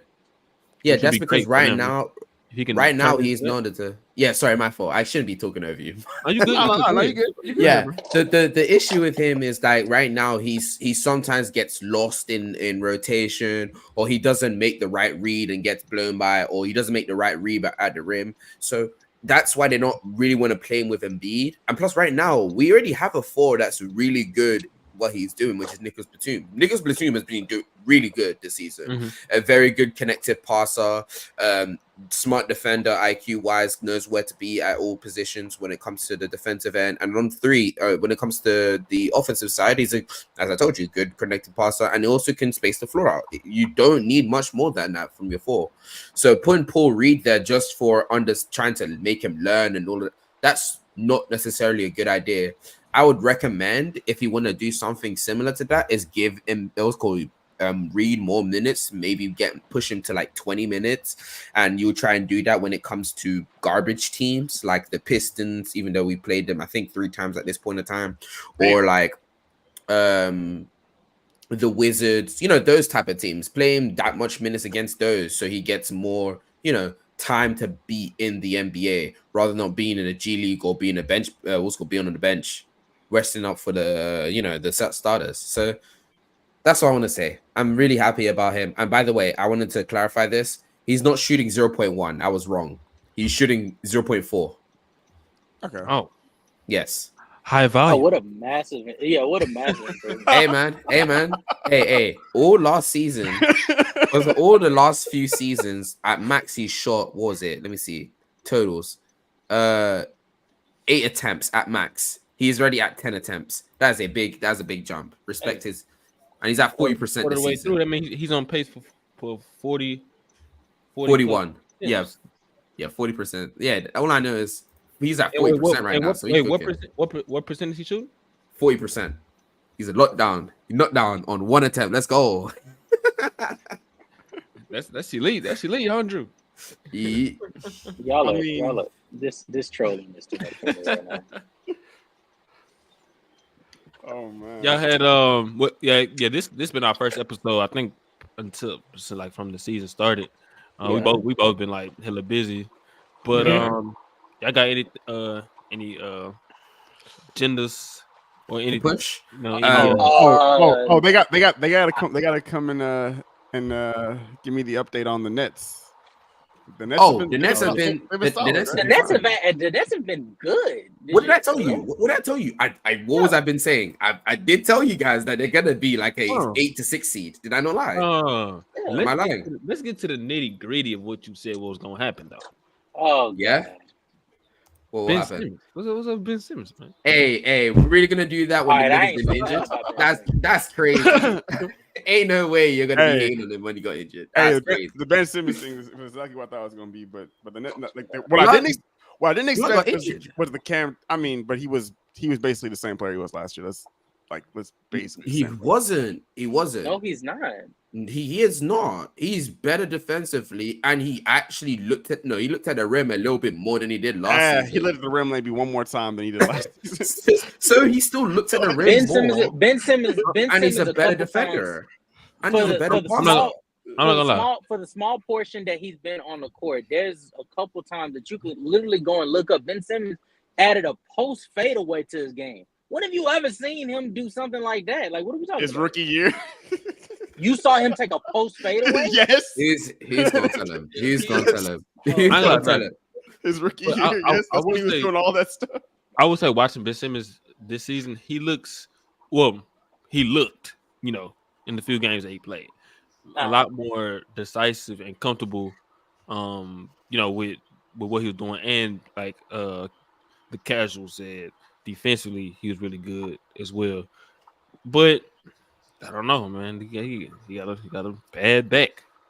Obviously, I don't think it's no time. Injury problems is like, to be honest with you, injury problems is the only thing that keeps the Brooklyn Nets from progressing to where I feel like they could be, which is like honestly, they really have a chance, like talent Top wise, 6 to be like a top 5. 6. I think top 5. I think that if healthy, Cam Thomas scoring ability mixed with Ben Simmons' ability to pass and play make out of the post, and while being in a dunker spot, Nicholas Claxton's evolution, like his continuous progression as a defensive piece, really defensive anchor. Mikal Bridges becoming more consistent. I think that all of those things being taken into fact, if they're healthy, I think that they're top. Mikal inconsistency is. I don't think it's fair to judge Mikal Bridges because nobody's been healthy. Like he doesn't have a playmaker to be able to set him up like CP did. He has been relatively consistent though. He's relatively I think early on in the season, especially when Cam he is shooting 22.5 on nearly 60% true shooting. What do you want from him? But no. I'm saying look at him when he started off the season. It was a little rocky. His efficiency. When he started off the season, fair enough, I guess. But now we're 24 games into the season, and he's more efficient. So I don't really understand why you're holding him to that. Why I'm holding him to one to be more consistent? Like he's been he's literally shooting 22.5% on almost 3+3 efficiency. It's efficient than the average by almost 3, and he's shooting like quite consistently. He's probably the best off-ball player on that team, and he's actually one of the better off-ball players in the league. But how much value is on ball. But how valuable is his skill set if you don't have the playmaker on the floor that's supposed to be the lead playmaker for this team at Ben Simmons? He's been out. Yeah, okay. That's when I agree with you. Okay, so that's what I'm saying. Yeah, but that's not. I don't think that really he means would be more that's consistent not really on his all-around game if Ben Simmons was on the floor. If Cam Thomas was on the floor, was like he wasn't in and out of the lineup due to his injury. I think it was an ankle injury or something like that. Like those factors play into Mikal Bridges' progression with this roster. Cam Johnson, even Dorian Finney-Smith is doing his thing. I was never moved by Cam Johnson. Holy shit! Really? Nope, never moved by. I thought he could be a sharpshooter. Especially what I saw in Phoenix. He was a shooter. I gotta go back and look at that video. What? He said he wasn't moved by Cam Johnson. Hey, I just named him because he's one of the players that got moved over there. I was never moved by him. Oh, wow. Okay. Because remember who was the one that I was specifically talking about? Cam Thomas and the defense around him. Remember that? I was talking about Dennis Smith Jr. Exactly. And I was the one who talked about DSJ. Dennis Smith is pretty good defense. No, both of us were talking about DSJ and Ben. Yeah, and then I realized that boy cannot shoot threes. I mean, I knew he couldn't shoot threes, but I thought he could become much more consistent on that type of side. Maybe he gets better on that end. Will gets a jump? Yeah, no, he doesn't, dog. Begging for a progression from a nigga that's been in the league since like 2016, I think, or 2017. I don't know what to tell you. All I know is I was looking at DSJ in Charlotte and how good of a point of attack defender he was over there. Mm-hmm. And I just knew that was going to transfer over well to Brooklyn for whatever minutes they gave him. And true enough, it actually has. So is Dorian Finney-Smith's defense. Lonnie Walker has some good moments for them too. Him too. So is Nicholas Claxton. Like everybody that is on this team when they are on the floor is doing exactly what we told you guys they were going to do. The only problem is they haven't been on the floor to do this shit. Mm-hmm. I just want to say, at the end of the day, I remember me and Casual telling you guys, yo, this team is an 8 to 6 seed, and you need to respect that. And I think one of you two, I can't remember who, but one of you two was defending it. You know who but it was. What I know is, I still stand by what I said. They're not gonna. So I said that said Chicago. You said Chicago. Wait. Put a name on it. Wait. I said specifically I can see them making the play-in. I don't see them making the playoffs outright. That's what I said. Chicago was going to be a better team. No. Walk that back. Hold on. I said Chicago and Indiana. And y'all said y'all capped on both of them. So I was right about the Indiana one, at least so far. Okay. We're giving participation trophies at this point. Oh boy. All right. But Well, the Nets haven't did anything yet either. So it's still a way. He said because our team. He said Chicago was going to be a better team than Brooklyn, and so far this season, everything we told him was going to be true, both on Brooklyn's side and on Chicago's side, Chicago's side. Oh my god! Okay, we told you exactly how this was going to go with Chicago. I was more on the side of like, because I didn't think it was. They hadn't showed anything. Like I was saying, like it could like. I didn't think the Nets were just definitively in a way going to be clear of Chicago. You know, the biggest surprise. I could see it. You know, I could see it. You know, just from personal standpoint, and that Chicago could potentially blow it up. You know, things like that, which still could happen for them. But I was like, you never know. You know, just shout out to Alex Caruso, a future Sixer. Yeah, the biggest surprise for them really has been Cam Thomas. Oh, he's gone. Damn, that's this bit. This man, he's gonna come back. He I don't know what he just did. I gotta get a different mouse, bro. I click this. But what I'm saying, put on this mouse and when it comes to when we were talking about, wait, what? No, go ahead. My fault. I didn't mean to cut you off. Is it me? I don't know what. No, go ahead, my nigga. You just said carry on. Oh, okay. No, what I was about to say was when we talked to you, Drew, about Brooklyn, and you mentioned Chicago specifically. I also said Indiana. I said Indiana as well. We're gonna pull back up the tape. I said Indiana as well. No. But we didn't disagree with Indiana. No, you did. I did. No, y'all did. Y'all did. Most likely, I did. You probably did. You probably did. But me knowing that when Tyrese was on the floor, they were like a 5th seed until he went down and they slipped all the way out of the playoffs. That was what I said. Didn't have a problem with you valuing Indiana. That was my argument for them. It's like how good they were before he got hurt last year. Yeah. No. I didn't have a problem with Indiana being over Brooklyn, but I knew for a fact Chicago had no horse in this race with Brooklyn because Brooklyn was the more talented team. The team made the most sense. They are better defensively and offensively. To quiet as kept, they're better also. There was no way. Not to mention, don't do that. Billy, not to mention Chicago. I don't think they're the more talented team. I think they are. I think they are the more talented team. No, I do want to say when we first came in, we didn't know that they were going to be a better offense. I don't know. I don't know who. I knew. If you thought fair enough. But we had an issue. Remember when you looked at that Brooklyn's team, one of the biggest issue you have with that team is who is going to be the offense on that team. Yeah, who is going to really bring in that offense? Thomas and people realize, okay, there's a lot of Cam Thomas and but the ceiling isn't exactly. But the ceiling isn't even that high for us to be going that in depth with the conversation when Chicago is basically banking all of their offense on DeMar DeRozan, who's not a floor spacer, and then everybody else that's on the floor outside of Zach LaVine, who hasn't played the majority of the season, and also Alex Caruso. There's not many floor spacers, which is also a factor. Yeah, no. But I'm saying on the offensive end, if we're talking offense, outside of those two players, who else is the floor spacer for Chicago? Kobe White been balling, bro. I want to get Kobe White his flowers. He been balling. Alex Caruso on garbage minutes. It's not been garbage minutes. Kobe White is ass whoop this season. Kobe White is a starter, and he's been. Oh, look at Kobe White he's a starter. That's fair. Yeah, that's like 8 games or so. This dude been balling, and it's been contributing to wins. Like they've been winning without Zach LaVine.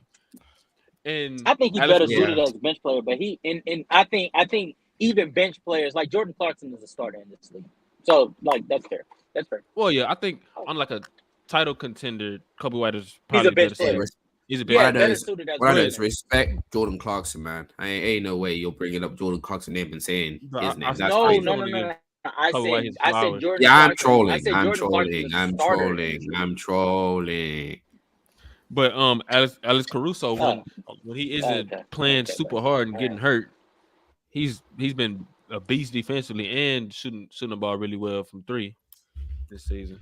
But yeah, I think that Levine trade is inevitable. Who? Levine, I think that trade is inevitable at this point. Well, you think no trade will happen? Yeah, or what? especially with the record being positive when he's not on the floor. And to be honest with you, they're off. Nice. Because I don't know if you guys been watching many Bulls games, but like the offense looks a little more fluid. It doesn't look confused. They know their role, if that makes sense, when Zach's not on the floor. So yeah, no, I think it's definitely happening. Now the question I want to ask you guys, because you guys haven't been here for this, where does Zach LaVine go?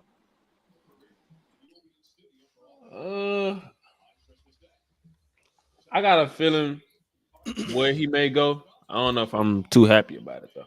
Where you think, Charlotte? No, he's thinking his own team. The Lakers? I don't think I'm too happy about it though. Yeah, it's That's I what mean I'm saying. it's I don't know. It's the whole clutch thing. So that's a factor. The whole clutch. Clutch gonna get you where you want to go. And then it's rumored that he asked for the Lakers. We have some players who just actually today became trade eligible. And have been slightly. Yeah, free getting that pack. He's getting packed up. Oh boy. Slightly underwhelming. A couple of our players. Honestly, who I want from Chicago, I just want Alex Caruso, bro. If he were to come with Alex Caruso, I would feel a little bit better. Who's gonna tell him? I don't got a heart. I'm sorry, my friend, but I think you're gonna have to realize. You're gonna get Alex Caruso. I ain't going. I'm not gonna lie to you. I might have to break your heart, bro. He's coming to the Sixers, man. I know they've been targeting him. I think, right? I think I heard some report or something like that. Hey, if he goes to the Sixers, that'd be super tough, bro. I'm not gonna lie. Super tough. Oh man, boy, wherever Alex Caruso goes, they become instant title favorites. Oh! I thought you was about to say he's coming to the Bucks. Like, because wherever he's going, there, wherever. No. What I'm saying is wherever he goes, right? They're 9 out of 10, like a key piece away. He's that key piece for most of the teams that's in this discussion. The Lakers, Philadelphia. I'm even hearing the Sixers. What's the guy? Oh yeah, the Bucks. I'm even hearing the Bucks. Like his contract is so reasonable. He could really go anywhere, and he's going to go to a title contender. He makes them title favorites because he's the exact point of attack defender that most teams need. Don't let that nigga go to Philly though. Do not let him go to Philly. He's coming to the Sixers. He's coming to Sixers. He's coming to the Sixers, but I'll be real with you. Now, if he goes to Philly, it doesn't really matter because Embiid ain't gonna be healthy again anyway. So. All right, bro. Now Drew want to push the Embiid won't be healthy agenda. Oh, that's when Harden get traded, now he want. Oh man. Gosh. Hey man, I learned my lesson. Sengun won't be healthy. How about that? I learned my lesson, man. Sengun won't be happy. So wait, that means you feel the same way about Kawhi then? Hey, no, I already said it. I mean, I haven't said it in here, but I said it outside of here to a separate group chat. I think that the Clippers don't have a chance because I think injuries it's coming. It's gonna eventually happen. Paul George already hurt. Kawhi hasn't missed a game yet either. Kawhi hasn't missed a game. It would be crazy if this was to be the one team that doesn't get hurt, but I don't see that happen. I think it's eventually going to happen, and it's going to derail the season. But yeah, I do think that the Embiid thing is just until he has to prove that he can be healthy. Because right now the expectation should be that he's not going to be able to be healthy because it's literally every single year. Is something every single. That's not even what I wanted to talk about. I actually, even if he's healthy, I don't think that we're not gonna be like a title favorite or like I think we might get up into the team.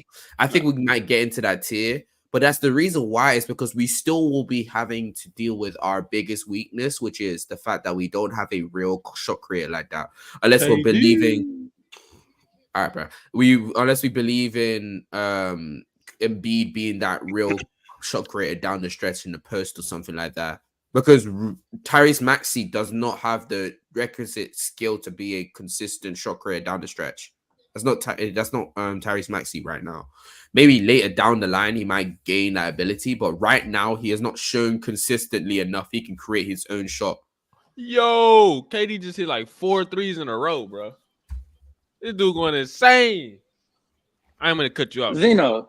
But I'm Yeah. saying, but Zeno, Okay, what I'm saying is, all right. So my question to you: if you have Caruso, who we all understand he's like similar to Drew Holiday for the Bucks, he's safe Yeah. with the ball. He does not take risky plays or anything like that. He plays within the offense. You know, you're the point guard that you would like to be, like bringing you into sets. So if he's doing that for you, while also giving you like elite defense, and he's like one of the better like 3-point shooters, catch and shoot. Why wouldn't he take you over the top at that point? Because you already have one of the league's best 3-point shooters, really one of the league's most prolific 3-point shooters right now, Tyrese Maxey. With the way that Nick Nurse has this offense running in front of Joel Embiid, it does not look like his playmaking is going to drop off that much in the postseason. You already spoke about Nick Batum's addition. Mm-hmm. Like Kelly Oubre, he's coming along fine. Like what is our weakness? Your weakness? Who? The Sixers' weakness. The Sixers' weakness right now? Yes. That's a good question. I can tell you. Shot creation. It's shot creation and even playmaking to an extent. But yeah. I think with an addition of Alex Caruso, it can be somewhat remedied. It's a bit similar to last year. Just like the predictability within the offense. I mean, I wouldn't say it's. I say it's been working out fine for y'all so far. At least against. I don't agree with that. Because like 90% of y'all games against like the Wizards and the fucking Pistons, but yeah, I just think against some of the tougher teams, even though Maxey's great, KD. But you don't think if you're deep. But you don't think if your defense. Hold on. One of my other season predictions, I had Maxey as most improved player and first-time All-Star. I don't know if he'll be most improved. He's not going to be most improved. He may be. Sengun might get it too. It could be no. Someone called Halliburton exists, so he ain't getting it. Sadly, but I don't think Halliburton is getting most improved. Hallie was already an All-Star, so it's like Maxey's is a bigger jump. Maxey's a bigger jump. I think Sengun is the one that wins it. Yeah, but first-time All-Star. Hallie jumping to borderline. Superstar, yes. Borderline superstar. Slow down. But no, borderline. Stars. But what I'm saying, he was a star last year. Even if shot creation in the postseason is your problem. Somebody once said his jumper has no aura. It's not moving. Yeah, it does. Ain't no way. Ain't no but way. if I'm saying if I can't see it. I can't see it. Like if Alex Caruso jumps you into like, to be honest with you, I think Alex Caruso can jump the 76 into like the best defense in the league. Mm-hmm. You don't think that trumps your lack of shot creation in some sense to where you can be able to win these out? That would be our way of winning games, though. That's what I'm saying. That would be our way of winning games. But we still would have the weakness of shot creation. It's kind of like if you think of like the 2021 Bucks, where they had that great of a defense, but they had a really good defense, and that's how they won a lot of their games. But they also had the consistency of I don't know what happened that season, but especially in the playoffs. But for some reason, Chris Middleton decided, you know what? You know this playoffs, I'm gonna be a top 15 player this season. You know, and you guys are going to need to deal with that. You know, every other season, I'm going to be a top 20, 25, maybe 30. But this season, this one here, you guys are going to need to understand I'm a top 15 player. He started to look like freaking, some of them games, he like fucking Kevin Durant, bro. I was like, dog, this dude, Chris Middleton was hooping.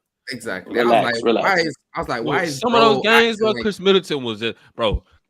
You cannot like trading back for back you with couldn't block his KD? shots. He was just, bro. He gave you like 25, Yeah, 26 he was going shot for shot in the with KD. finals, bro. I was like, all right, bro. If this guy's gonna try and beat, because he's trying to shot for shot for KD, all right, I still think he really wasn't. Though. It was like one game. Let's be honest.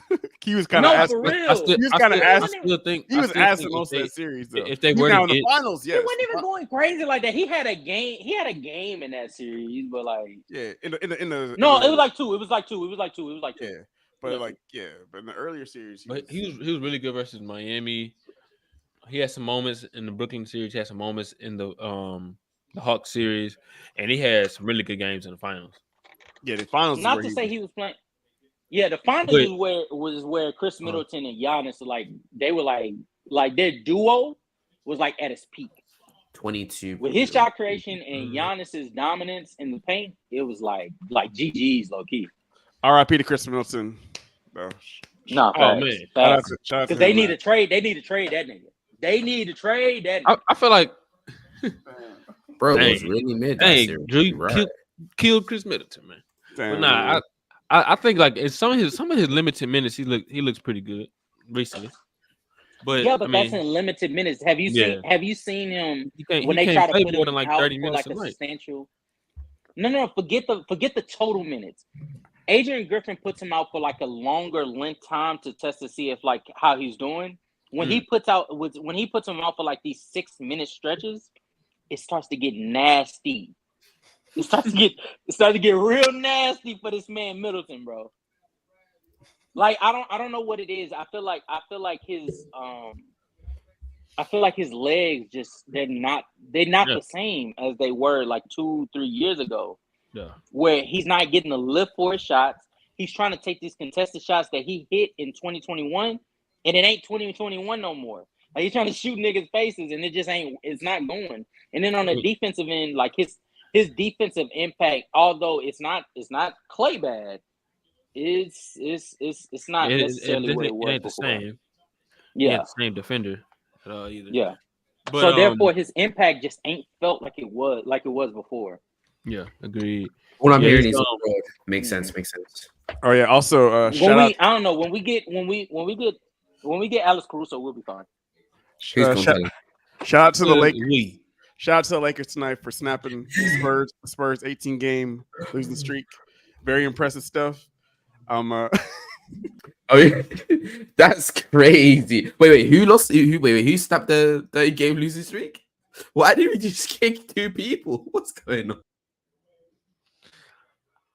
This is the Destin show. Since they want to talk crazy. Hey, you know, way. I didn't kick Casual out. Man, I ain't gonna lie. I knew it was gonna happen though. And look, oh, just the man I needed to see. The Casual. And you too, Zeno. Because when we were talking last week, it was after the Lakers won the cup. And that's why you're working. Damn. We were talking about, we had like a long conversation about AD, and we were saying how LeBron is the best. You let Devin Vassell play on you? Damn.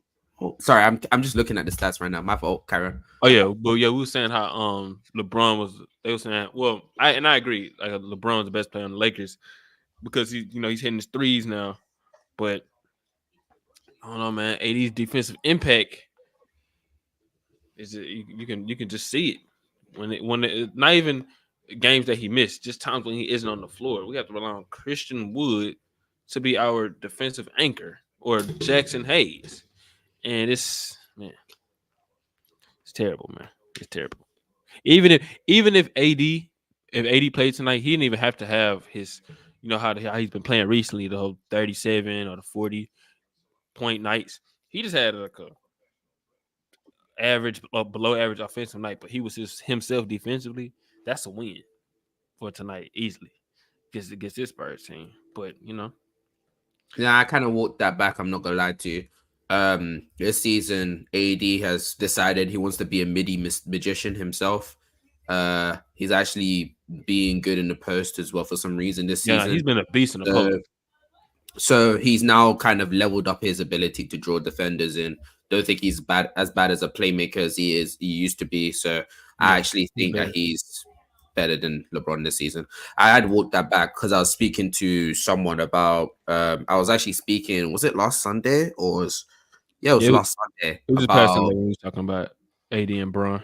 Yeah, and I was talking about how AD's ability to not necessarily draw in defenses because he's not really good in the post. But then someone's talking to me about it and saying how he's gotten better in the post, and he's in his mid ranges too more consistently. Yeah, he's starting to hit him. He's starting to hit his mid ranges a lot more. So how do you feel watching Devin Vassell drops 36 on your head? I mean, I predicted it, but I mean, he hit like 3 threes once the game was like already decided. But he was hooping this game, no doubt. Him, Keldon Johnson, True, I think Wemby was excellent defensively. I had a feeling it was gonna happen. We was missing D'Angelo Russell, a starting point guard. So you got dropped off by 40 by us, and now you get your back blown out by the Spurs. Damn. Yeah, I mean that's fine. I mean I'm not tripping. I'm not tripping on. I'm not tripping on that. I mean I had a feeling. Tripping, man. They in season tournament champs right now. They riding the high right now. This is just like what high? I need you to tell me the high. I know what this team is capable of when we healthy, especially defensively. So I'm not tripping. I definitely think that we have a lot of imperfections and we have some holes on this roster. And they should be addressed soon. I don't think it's anything crazy like the whole Westbrook thing, but it's some things that need to be addressed, and they will be. But yeah, man, we missing that beast tonight. We're missing Cam Reddish, who's been great for us this year. D-Lo, some of his I'm not gonna lie to you. D-Lo has been helping AD a lot too. Like pick and roll wise, you know. Can y'all hear me? Oh, good. Yeah, we're here. Okay. Hold on. Is this guy gonna talk or not? Right now, casual. We hear you. Hold on. No, I'm lagging too damn hard. Give me a second. Okay. W. But yeah, I do agree with you that as much as I want to troll and make fun of your team because it's fun, missing out on one of your better POA defenders in Cam Reddish, losing AD for this game. Even though you shouldn't be losing to this team out of 4 teams. And who else you guys didn't have this game for? You don't have Jared, so you didn't have AD, you didn't have Vincent, even though you guys don't like him. You didn't have TP, and that's 3 people. No, we missing D-Lo, Gabe, Cam, and AD. Why does it say TP is it's day to day? I'm dumb. My fault. Yeah, so Tony Press played. Yeah, it makes sense. Without your defensive anchor, your defense kind of took a sky dip. It's not like we have a solid defensive anchor like behind. Like we have like a JaVale McGee or like a Dwight, from 2020 or something like that. Nah, these dudes, man, Christian Wood and Jack Hayes, man. And it's not even like Vando was able to play a lot of minutes anyways, because he just Vanderbilt had to guard Wembanyama a lot of the time. Like you watch the game, we had to put Vanderbilt on Wembanyama. So, and I don't think he's all the way healthy yet. That's what I'm saying. I think he's fully healthy, so they would probably give him more minutes, no? So yeah, I mean, but that makes a lot of sense. He's terrible offensively. I'm sorry. I was expecting him to take some type of jump offensively. I've been seeing him work on his handles, work on his 3-point shot, corner 3-pointers, but I don't even think I've seen him hit one yet this season. But I kind of knew he was gonna lose. Once I seen AD wasn't playing, I was like, especially this matchup against Wembanyama. Yeah, the funny thing is Wemby didn't even play that necessarily well. I mean, scoring wise, I'm looking at the box score, so but he's merchant. But he owned like anything that came in the paint.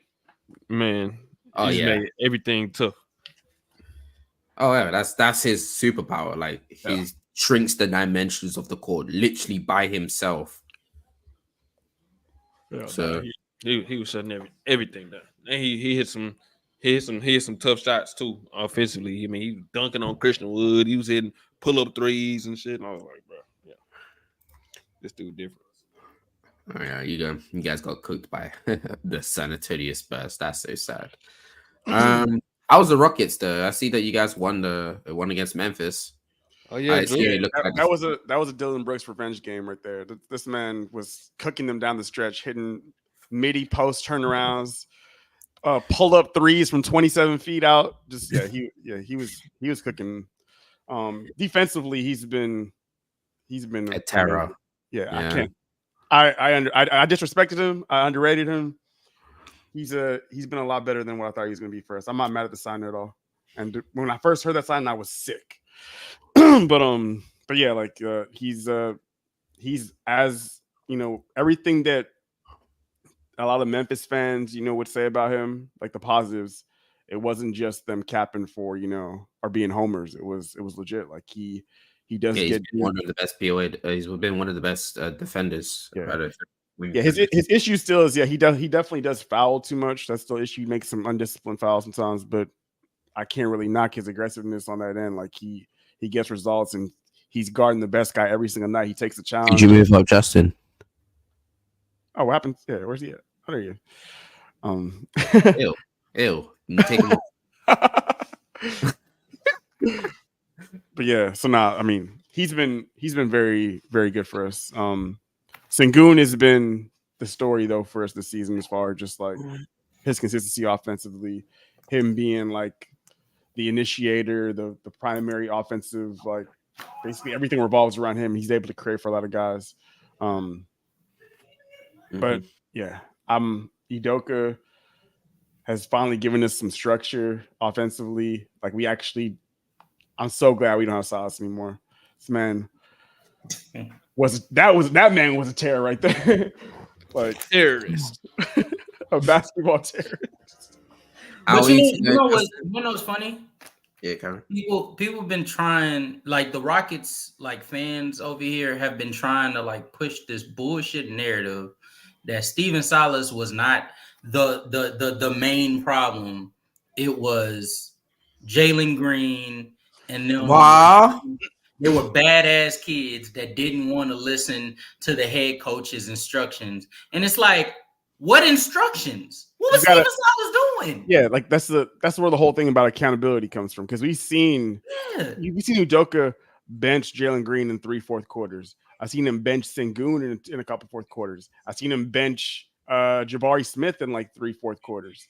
Like he's not scared to just be like, you know what? No, like you're not finishing this game. If you're not playing to the level that I within my philosophy, then you're not on the floor. Yeah, and he'll play Aaron Holiday 20-something minutes. He'll play, freaking what's his name?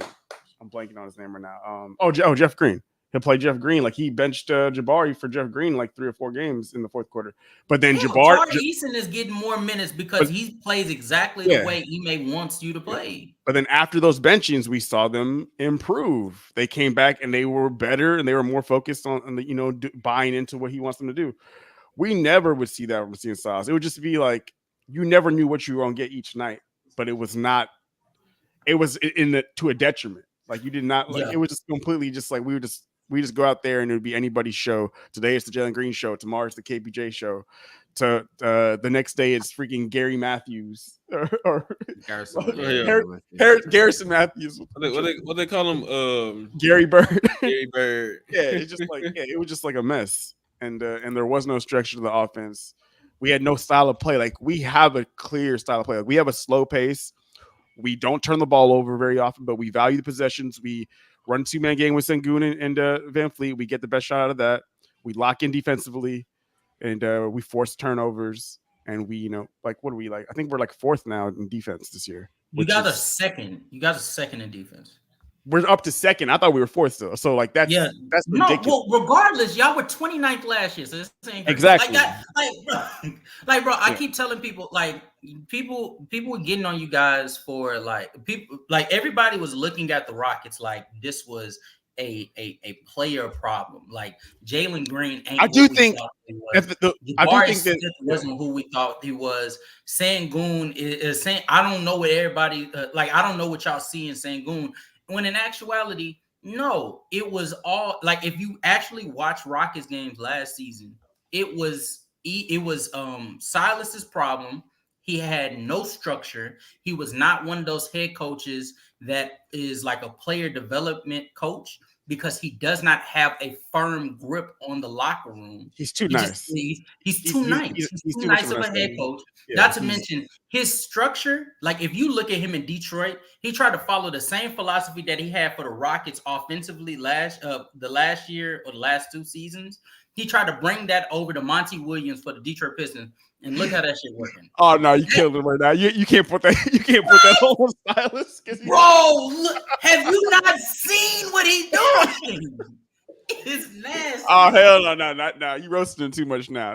Monty Williams got to hold that. Monty Williams got to hold that. It's not to say that the players don't get no accountability. I think Jalen Green came into the league from his rookie year up to his second season, sort of having this idea that the ball was going to run through him. He was going to do what he wanted when he wanted, and that's exactly what he got.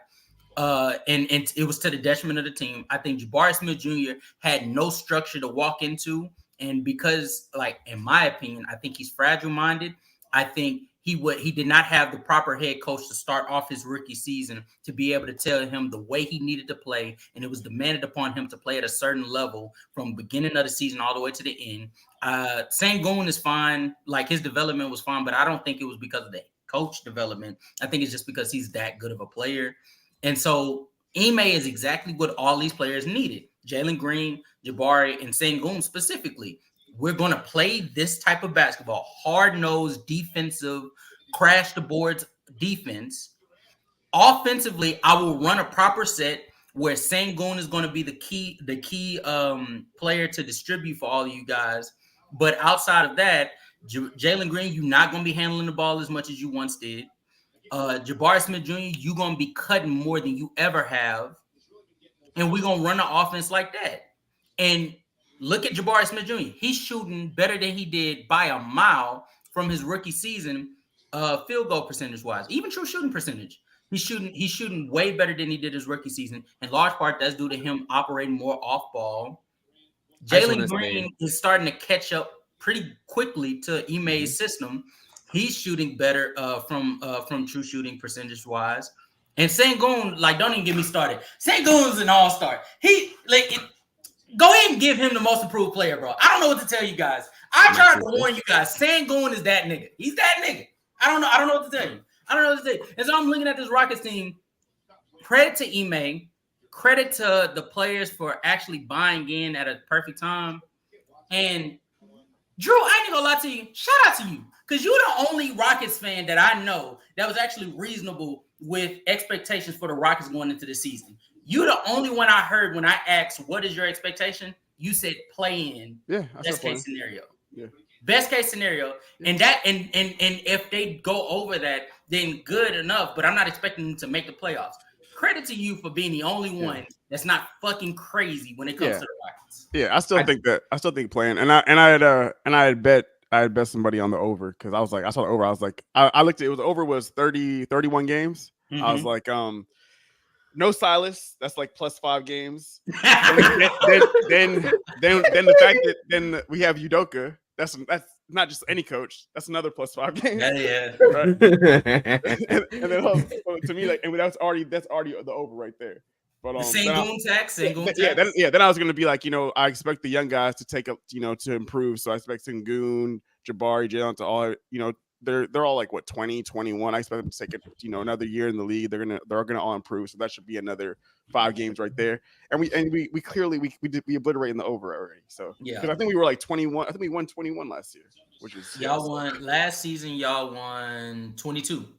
22. So yeah. I do want to this year. You're 9 games away from blowing that shit out the water. Yeah. So I want to say this. I know you guys are still on this topic. I just want to sidetrack this for a quick second. I just realized Mitchell Robinson is averaging 5.3 offensive rebounds. That's fucking insane. Sorry, go back to what you're saying. Nah, the dude been a beast on the board. I think he's hurt right now though. They've been starting Jericho Sims. I think Jericho Sims. Yeah, he's playing right now actually. Hey man, all I know is seeing this guy average 5.3 rebounds is fucking nuts. Drew, I want to ask you a question. Though about the Rockets. Oh, I was gonna say one thing though. So like, okay, go ahead. So yeah, I do put like 70% of the blame on Silas, but the vets that we picked up in the offseason have been a huge factor. Absolutely. Like, shout out Dylan Brooks. Dylan Brooks and even Van Fleet. Van Fleet's been inefficient. Van Fleet's been inefficient. He takes a lot of bad shots, but he still is a pretty solid 3-point shooter. He takes some crazy layups every once in a while. But as far as just being like a steady, like high IQ floor general, like he doesn't like make like the flashiest pass or the greatest like dimes or anything. But he doesn't turn the ball over very often, and he makes the right players. Yeah. High IQ. That's something that we needed because compared to KPJ, he is high IQ. He plays within high IQ with 38% free field goal percentage. 38%. 38% is because he's 6 foot. He's 6 foot. But if I say Russell Westbrook is high IQ, I get short. All right, bro. No, because Westbrook because along with Westbrook being inefficient around the rim while being far more athletic and he's actually efficient. He's also I'm talking about prime. He's also even prime Westbrook is also giving you 4.8 turnovers a game while being inefficient around the rim. He actually is efficient. He's shooting like 58% or what's called 58% of the rim, and all of them were usually contested. But a far worse shooter than Fred VanVleet though, right? Far better playmaker though. Far better playmaker while giving you 4.85 turnovers. All right, but that's different. But that's completely different because he's usually holding the whole bulk of the playmaking responsibility compared to Fred VanVleet. Compared to Fred VanVleet, who has Alfred Sengun taking most of that. Hey, wait. While we on the Russ thing, shout out to Ty Lue for making Russ a role player. For making Russ a role player and cutting him down. Shout out to Westbrook for making Westbrook a role player. I'm sorry, guys. That's cap. All right. So when that story first came out, I was like, you know what? I think this is just an optics thing. Because at first it was like, no, here's the thing. Russ did approach them and request to be coming off the bench. But then I saw he didn't just come off. He's not just come off the bench. He's barely getting playing time. He's getting like 15 minutes a night. So you're telling me that if Russ didn't request, they weren't going to request themselves for Russ to come off the bench? I think Russ got ahead of what they were going to eventually ask him to do because he's not just come off the bench. He's barely playing. He's doing too much, Drew. I'm sorry, but he's doing too much. Look at his minutes. His minutes got cut like crazy. He's a role player. So what the hell is your face? What are you doing? This man is not. Am I froze? You sleep. Just looking at the screen like this. My bad. I am half asleep, but I'm watching this Suns game. God damn. Suns game. Oh my god. Nah. But no, I think you're looking into it a little bit too much because even if they were going to do it and he got ahead of it, the fact that Westbrook, a player that we know is like stubborn to the day he died, right? Had enough wherewithal to say, for the team, even if y'all gonna do this anyway, let me be the first one to come to y'all and say, hey, I think I should be the one coming off the bench because the team just works better as a unit when I'm the one operating with the second unit, right? The fact that he did that at all, he deserves props. Because there's a player that was in that same position when he was on Westbrook's team that told the media, I believe, hey P, they say I got to come off the bench. Yeah, I remember that. Yeah, but to me, like the thing with like, but I think that's what I mean. It's a good optics thing because if the story came out that they're forcing or they're telling Westbrook to come off the bench, it would play so differently in the media. It would. I think the media would actually make it a bigger issue, and then that would also make it a worse issue for the team. I honestly don't think that they care because they saw the same thing with the Lakers. Because but the questions would be it was an issue though with the Lakers, like the whole rest coming off the bench. Yes, you don't remember everyone like clowning Westbrook being on the bench and shit. I remember everybody. And Russ was pissed. Well, okay. He was mad about it. I remember our circles being like, finally, somebody came to their fucking senses and put this nigga on the bench. Yeah, but Russ was not happy. Remember, like it was the funniest thing is they didn't necessarily need to put him on the bench. They just need to stack his minutes. But no, they needed to put him on the bench. Nah, they didn't stack his minutes. That non-shooting starting lineup between Westbrook, LeBron, and AD, it was starting to get nasty. He had to come off the bench. They just need to do what I said. Bye. We move. But I saw they were you said Desto, you a Laker fan? When Westbrook was on the Lakers, could you be able to survive? Could you be able to survive when Westbrook? Wake your ass up. I'm listening though. When the Lakers had that Westbrook, LeBron, and AD trio. Would you be able to survive? Hey, Justin. No, Justin. I know you would have talked. I know you would have talked, but look at this guy. He's meditating. What's going on? Would you survive having Westbrook and LeBron play on and AD be on the floor together and just stagger minutes, or was Westbrook going to have to come off the bench for y'all to survive? So we're just gonna ignore him meditating. Cool. I think he's praying. Yeah, no. Nah, he's meditating, dog. I don't know why you believing in him. Nah, he was praying. He was praying to his Allah. All right, we're gonna have to end the show, man. This man out of Wait. there. Wait, ask me the question one more time.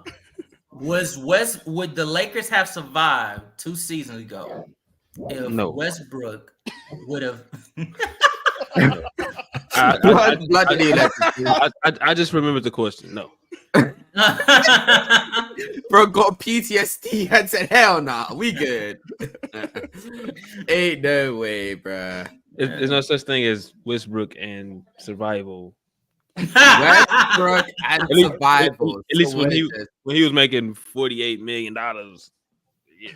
Now in a miniature role, he could survive on some team. No, exactly. That's why I say if he would have came on a minimum deal. What the Lakers need. On a minimum deal. So we like to talk now, right? Huh? We like to chat now, right? Yeah. What are we talking about? We're not on a minimum, like not like a vet minimum, but like what he on right now? A deal with the Clippers like $4 million or something like that. I think it's a minimum. Like, that's not shit. It's a minimum. That's not a mid level. No, we live in a world where people are now just chatting. Sad. What are we saying that's chatting, Zeno? Nah, bro. No, you good. Cameron, you good. You're nasty. You're nasty. I mean, I don't know what you're talking about. I'm a nasty. You're nasty because you're doing this while Desto can't even put up a fight. That's why you're nasty. Yeah, we might have to go ahead and end the show. Drew sleeping. We can.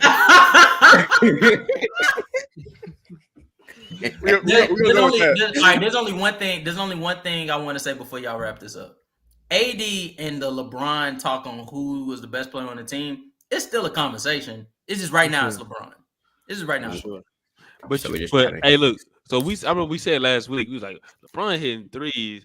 It's LeBron, but AD hitting threes. Remember I text you? Yeah, that nigga texted me while AD was going crazy against that. He hit the three. I think he hit a three, and he put up he did the whatchamacallit. Yeah. That nigga Desto sent me a text. He said if AD hitting threes though.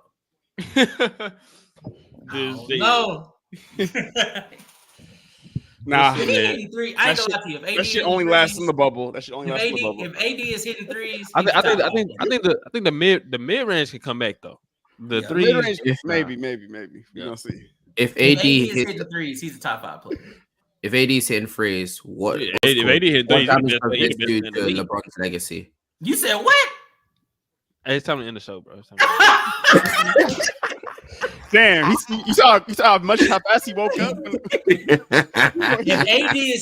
AD is hitting threes, AD's top 5 right He now. was wide awake for that one. Right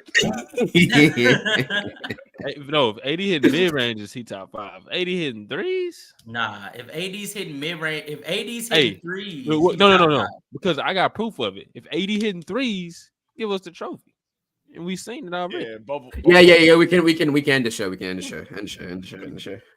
We just chatting now. Hey, Yeah, man, end the show. hey, I appreciate y'all tuning up. We tuning in. This has been No our problem. it's been our This nigga's quarter so sleepy, he can't our even finish his quarter of the fucking season sentence. episode. We definitely have more episodes coming up. We should get a lot more in before the end of the year. We both been busy, but Yeah. as always, we appreciate the hoosters pulling up, chopping it up with us. Make sure y'all subscribe to them. Y'all do episodes Fridays and Sundays, right? Sundays, only Sundays right now. We're trying to figure out what we're doing with the other stuff. Every Sunday, make sure y'all subscribe to that podcast. It's right and right Justin's name. You can type that in on YouTube. Well, I mean the casual thing. I just think. Yeah. No, you say right, Justin. No. It's okay because all of you motherfuckers is saying my government. His name is Justin. I've done that shit so many times. Anybody? No, that's what I'm saying, Drew. Anytime, Justin. like if His name is Justin. Me, if they know my face, they know my government by now because everybody said it. I haven't done the last his name is Justin, by the way.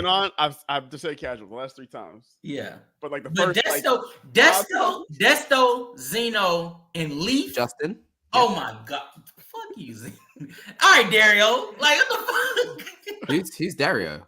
What? Okay. All right. Instagram Dario Young. Look him up. I know what he's talking about. Dario, damn, that's a Dario name right there. Ain't no way he made out on Insta, by the way. That's L Friends. That's L Friends, bro. Is it Dario or Dario? No, Dario. Like correctly. Like Sarge, I'm thinking Sarge. All right, bro. All right, let's move on, please. Let's go off, man. I can't be asked this shit. All right, make sure you subscribe. Make sure y'all like the video, man. That's a wrap. We should be back soon. AD for MVP, defense player of the year, finals MVP. Embiid exists. Embiid exists. Giannis exists. Giannis just dropped 64. He's gonna tell it. He's gonna tell it. On like 50 billion free throws. And shout out the Rockets and the Clippers for being the hottest teams in the Western Conference right now. Yes, beating up on below 500 teams is crazy. Beating up on Wemby's team is illegal, but we move. Hey, by the way, you missed it earlier, but I do not like Giannis' brother, bro. Thanasis? Bro, I'm not gonna lie to you. Bucks fans don't even like Thanasis. We don't even know why he's here. Hey, I'm gonna send you some on Instagram. Hold on. Respect the thug? Question mark? It's called basketball. Fake thug. All right, bro. Nigga Thanasis is a pretty thug. That's what pretty thug. It's basketball nepotism. I told you.